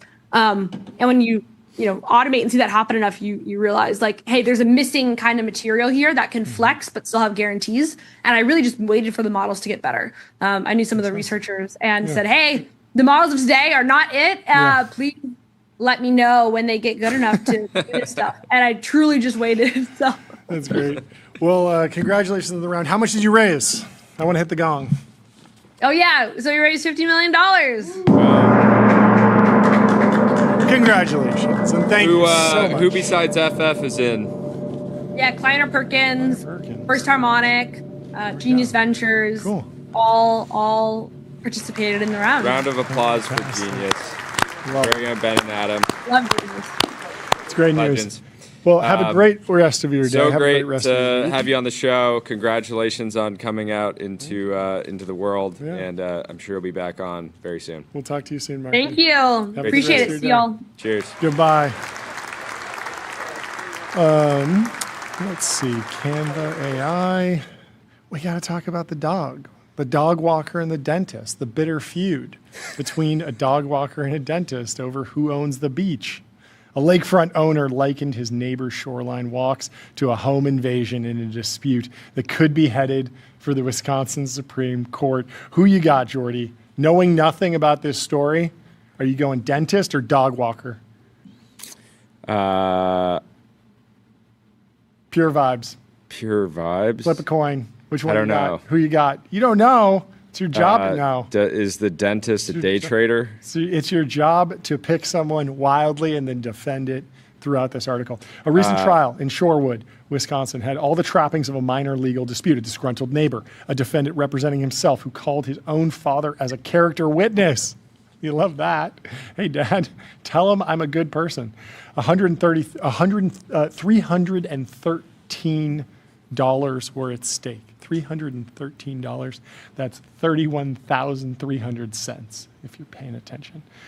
If academic and devoted dog walker Paul Florsheim gets his way, the case will go all the way up to the Supreme Court, the Wisconsin Supreme Court, that is, and reshape the contours of shoreline access to one of the Great Lakes. It started when Florsheim started walking his two dogs past the Lake Michigan property of dentist Daniel Domagala, locally known for the time he spends in a tiki-style boathouse and deck that doubles as a surveillance post. From there, Domagala monitors traffic and sets off alarms to scare walkers, swimmers, and kayakers away. He's got an air horn. He sets it off when somebody comes by. It's crazy. Florsheim repeatedly ignored signs outside of the dentist's house that said private property behind the sign, only water access beyond this point. Domagala kept calling the cops, and the village eventually issued a trespassing citation. Rather than pay the fine and walk away, Florsheim dug in. At stake is what right people in Wisconsin have to take a shoreline stroll. It's high stakes stuff, and we'll be following this case closely, of course. One of the most important stories in technology. But more importantly, we have Bret Taylor from Sierra here in the waiting room. Welcome to the show, Bret. How you doing? Doing great. How are you? You going dentist or dog walker? We won't make you take a side. That's a tough question. That's a tough question. We're going to ask you the real tough questions. How's business going? Business is great. We just crossed 200 million in ARR. We were. Great news. I was hoping to get a gong out of that. Of course. That revenue gongs are always the best gongs. Yeah. Fundraising is easy. Yeah. And today we announced we're certified FedRAMP High, which really simply put means now federal government agencies have access to Sierra, which I think is really exciting. If you look at the conundrum of the federal government, it's like we want greater services for our citizens, but we have a really big national debt. I think AI is going to be a huge benefit to, programs, whether it's, getting a passport or Medicare. So this is the first sort of the door opening so we can serve these agencies, which I'm really excited about. Interesting. I don't think of, you're breaking my brain because I don't think of getting a driver's license to the DMV as like a customer service interaction. But is that where we're going, where more and more of these like form-based, request-based back and forth? Like an address change on like an ID, like something like Yeah. that. Like, you know, if the Calling the DMV tax had department, super calling the intelligence, IRS. there's a lot of these. So yeah, I mean, Well, walk there me is. through If you the think Fed about size. all these government services, you've got Yeah. Medicare, you've got Yeah. Medicaid, you've got the Department of Veterans Affairs, Mhm. you've got, immigration, like, the passport agency. All of them run large call centers, but more importantly, people depend on them. People depend on them. You have, someone on Medicare, you have a vet who depends on Department of Veterans Affairs for their health care. It's a really big both payer provider. If you look at, what we do for, folks like Cigna and Blue Cross Blue Shield, and you squint, well, it's almost that entire stack in a federal agency. And, for good reason, there's just a very high bar for cloud technologies when you're serving the federal government. And this is the main certification that kind of opens the door there. We're already working with a few agencies, none that I can fortunately talk about today. We even work with FINRA, the regulator. So we've always been really passionate about, we want the best technology to be available even in regulated industries. And so it's a big step for us. We're really excited about it. I hope we can contribute to the quality of life as U.S. citizens, and do so in a way that's a lot more cost effective. Yeah. It's interesting. Like, is the biggest low hanging fruit just taking some of these agencies and making them available 24/7? I feel like one of the most frustrating things that I run into is like call from 9 to 5, and I'm like, I have a job. The other thing is, to think of like the difference between interacting with like a public utility versus like waste management, right? Like waste management, right? Like, maybe it's not perfect, but like it's pretty fast. Like you can get stuff done, like it's efficient. And then like trying to do the same exact thing with like a public utility, usually I always personally estimate like, okay, if it would take me like, 10 minutes with waste management, it'll take me like 30 minutes with a public utility. Sure. And so like bringing that there's no reason that those two things can't be at parity, but it is almost entirely a technology and like process problem, right? 100%. And there's a couple of factors that I think go into why it's so hard to have great experience with some of these government programs. First, a lot of people do need to call things on the phone, and it's only been the past couple of years that we could digitize a phone call with AI agents. So we've essentially digitized the last remaining analog channel, and everything you said is true. It could be 24/7. As importantly, it could be multilingual. If you imagine staffing up a big call center and you want to represent all the languages in this country, from Spanish, Mandarin, Tagalog, like go down the list, really, really expensive to do. Now you can do it at scale. Each new language, the marginal cost is effectively zero. And then the other part of it is, for good reason, as I said, there's just a really high compliance bar for technologies to be available. And as a consequence, if you look at, what waste management, or just pick any private company, they can go off and get the best of breed solution for any given technology problem they have. That is not something all federal agencies can do. And so what I'm really proud of is that Sierra is the best of breed solution in customer experience. We power everyone from, Singtel to Rocket Mortgage on our platform. And now, because we have this certification, federal agencies have access to the best of breed solution in this space as well. And so I'm really hopeful. I think AI, if you look at some of the parts of the economy, the governments, both state and federal, the healthcare industry, which has gotten progressively less productive over the past decade, it's one of the few parts of the economy that has. I think AI is incredibly important because these are the parts of the economy that need productivity. We actually want to have great service as citizens and reduce our spending. AI is the answer. So we're really passionate about it. We're patriots here, and we love our technology. And so I'm just excited that we can apply it in a great way. Talk about pilot programs and conversion to real customer. Is that timeline a KPI for you? Is that something that you monitor very closely? I have to imagine that it's speeding up, but whenever you shake the hand of a CEO and they say, let's do this, or someone in the federal government, perhaps, an agency lead, and they say, I'm ready, I'm bought in on the vision, the demo looked good, but then there's obviously an implementation time. What does that look like now? What did it look like a year ago? Where's it going in the future? We track it, and we measure it in days, not weeks. And so, some of our favorite, like Nordstrom, from concept to 100% of their phone calls was 35 days. That's good, because you could have said 3,000 days is good, and then we're back to you're gaming the stats. What's neat about that too is we started out at 1% of their phone calls in I think 4 weeks and went to 100% in just a week, and that's because of the Nordstrom team. Yeah. Actually in Fiserv, which is an amazing financial technology company for banks, just broke the record. So I don't know if I'm at liberty to share the number of days, but it's good. They have an amazing president named Divya. She was just top down, like, we're going to do this, and broke the record. So we have a leaderboard internally about how quickly, when a customer talks to us, can we go live and start delivering value. For what it's worth, I think it's really relevant in this world. You can, Financial Times, Wall Street Journal, it's all, token maxing. Yeah. What value are we getting from the tokens? Like, it is kind of in the headlines right now. We don't really have that issue with our clients because, like, our thing is, like, let's start answering the phone as quickly as possible, start driving those operating expense savings as quickly as possible, but as importantly, show that you can actually improve sales, improve CSAT at the same time. As you know, we've been really pioneering this idea of outcomes-based pricing, with the idea being you only pay Sierra when we successfully resolve a call or successfully make a sale. It sounds like a small business model thing, but it's big because we don't get paid until it's live. So it really aligns like all the incentives. Like, we don't care about the sales process. We care about the go live process. Sure. And I think it really changes, I would say, almost the social dynamics between vendor and customer, where we really become a partner because we have the same incentives as our clients. And I think it's a really big shift, and you know how much I'm an advocate for it, but I actually think a lot of the token maxing issues would go away if more companies were just focused on outcomes. How are you tracking the popularity of the message "talk to a human"? Or the statement. No. When I pick up the phone, I say, talk to an agent, and then they put me on the phone with an AI agent. It's great.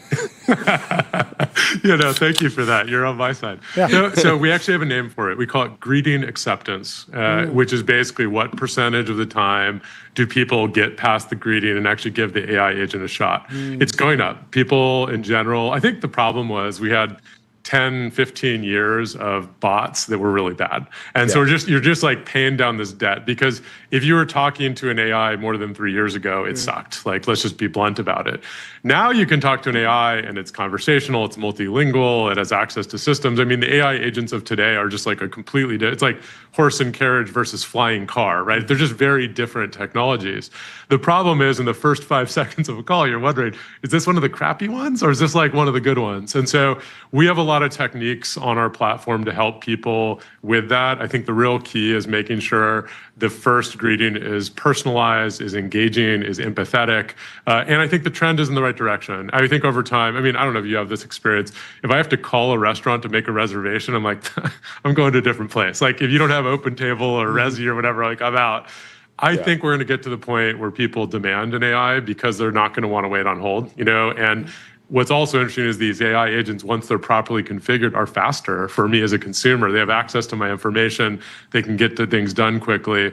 We're not 100% there. And as I said, we're just paying down the debt of bad tech that we've had for the past 10 years. But I'm hopeful in 3 or 4 years, it'll be the norm. When did it become popular to get the, there's a 30-minute wait, like, press 1 if you want to call back? Because I felt like that wasn't a thing when I was a kid.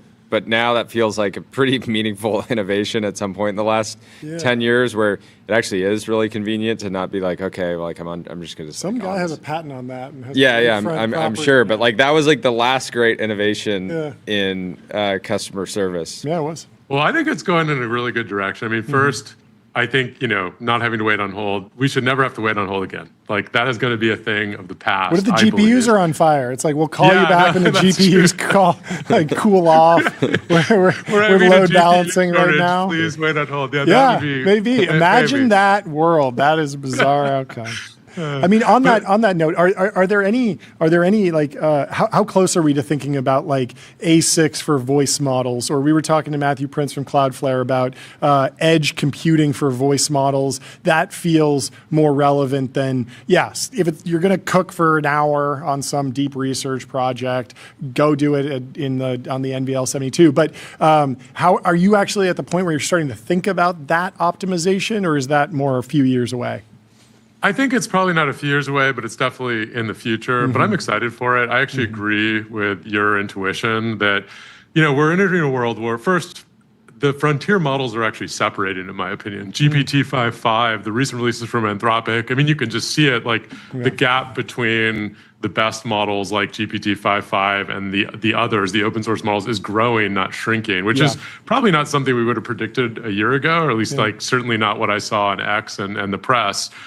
But we've reached sufficient intelligence for a lot of different domains. Like you don't need, a multi-billion parameter count model to do a simple classification or, just do basic, transcription. So as a consequence, I'm hopeful that over the next few years, we'll end up with a constellation of models with really purpose-built ones. And as you said, just given the power of the hardware in our pockets right now, I think Edge will be a part of it. There's just no doubt. And it just stands to reason there might be creative ways to, maybe convert what you're doing into tokens, so that you have like lower bandwidth connection if you're doing voice. Could there be opportunities there? There also could be some privacy benefits to that. I have a strong intuition, though no knowledge, but just intuition. That's got to be something Apple's thinking about, just given their posture on privacy. So I'm very bullish on the frontier models, like OpenAI and Anthropic have really shown the strength of their research groups, but not at the expense of all the specialized models. I think we're entering a world where just as we become more sophisticated in deploying AI, we're going to have a constellation of models with just different capabilities. So I'm excited for it, but it's not now. It's in the short-term future. Yeah, that makes sense. Did you guys have to build in guardrails to prevent people from access? Every like month, there's a post that goes viral of somebody that's like figured out like some endpoint that they can hit to get like Chipotle code, like a frontier model. Chipotle code. Somebody figured out how to wire up. Well, they took some sort of like open code fork of like Codec's agent coding model, but it's wired up to Chipotle's customer service in the back end. This is a huge risk because you could run up a big token bill that way. Is this actually top of mind? We have guardrails on it, and it's just like any other thing. It's sort of you're always in a race, the good guy, the white hat versus the black hat to handle it. In practice, I think it's more like digital graffiti. I think nowadays, like in the early days, you'd see a post online of a chatbot saying something goofy, like, "Oh my gosh!" Now people are like, "Yeah, you fooled with it." Come on. So I think first, it's probably jailbreaking. I think is a really interesting area of AI security, but probably more around the areas of cybersecurity and bio and things like that. I think this type of thing, it's why people work with places like Sierra to have good guardrails. I also think social media sort of become numb to it at this point. It's like, oh great, you got a chatbot to say something silly again.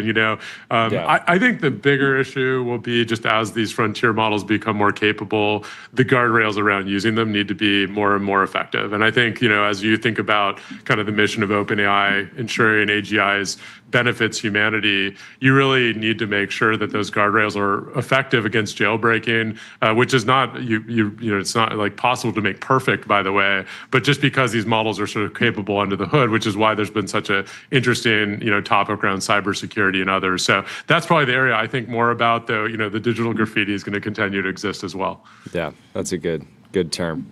Have you ever heard of 002 cents?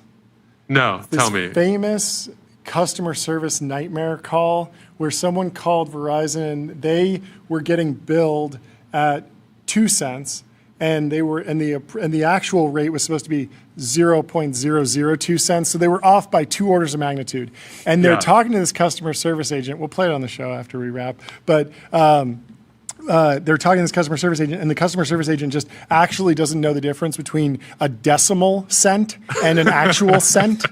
And the frustration that just ensues is like turned into this massively viral video. There's whole websites about it. VerizonMath.blogspot.com from 2006. And it's like this whole deep dive. I'm sure you've heard about all of these different things. I will take a look at it. The good part is a super intelligent AI probably will know. Yeah. I think it will. With some ground truthing, some code in there. There's opportunities here. PhD level intelligence for... The raw audio for this call is 27 minutes. The guy went back and forth, and It's hilarious. There's cut downs we'll have to play, but yeah, they had unlimited data plan in the U.S. and recently crossed the border to Canada. Prior to crossing the border, he called customer service to find out what rates he'd be paying. The data rate he was quoted was 0.002 cents per kilobyte, and then he got billed at $0.002 per kilobyte. So it was 100 times more, and he couldn't get out of his quagmires, Kafka-esque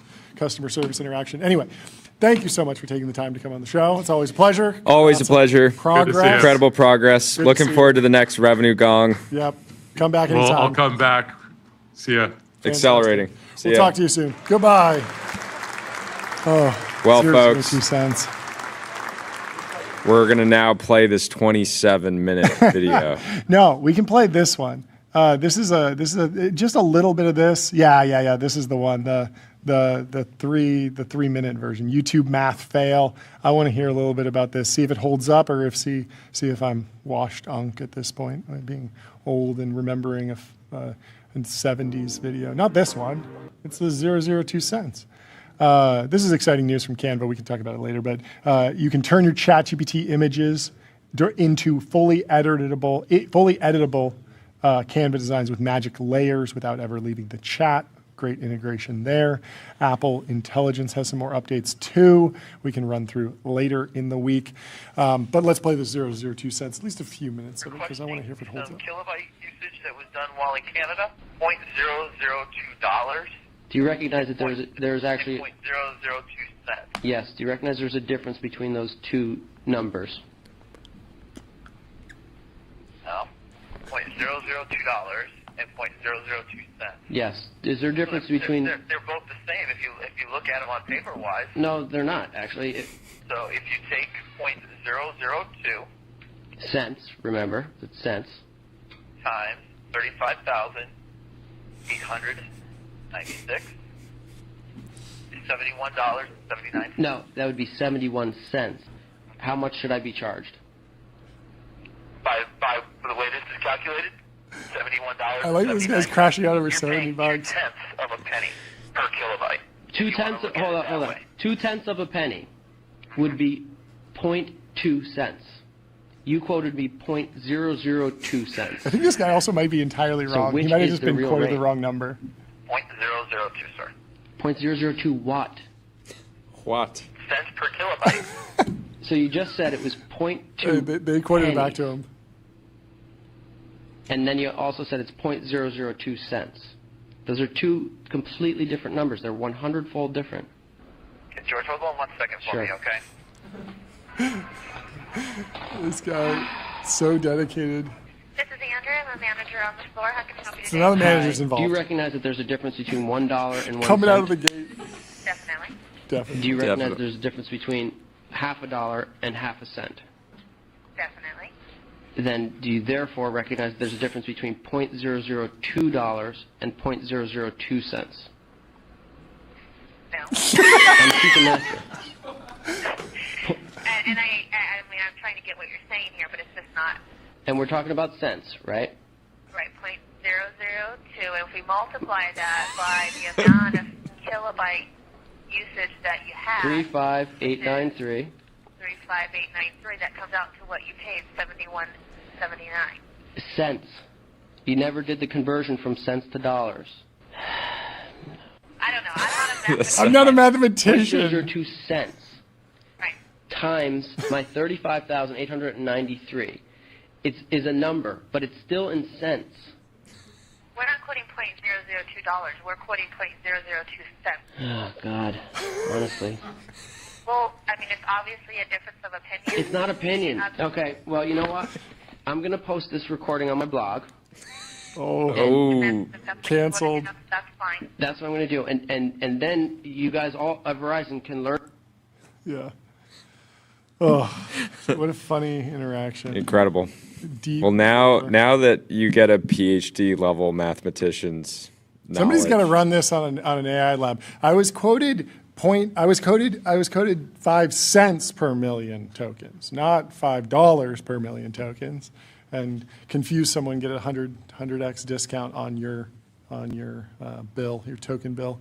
Anduril has a space something. What was it? Space Observation Network. These are ground-based satellites or ground-based telescopes that monitor space.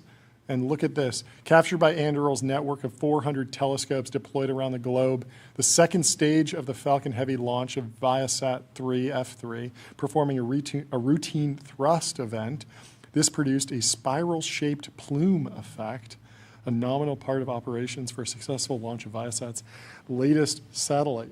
I thought this was a cool image. And we learned in the process that they have 400 telescopes all over the world.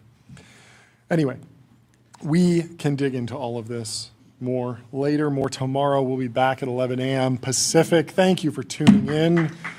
Leave us 5 stars on Apple Podcasts and Fun Spotify. show, everyone. Have Sign up for the our best newsletter, tbp.com. afternoon or evening of your entire life. And we'll I mean talk it. to you later. We love you.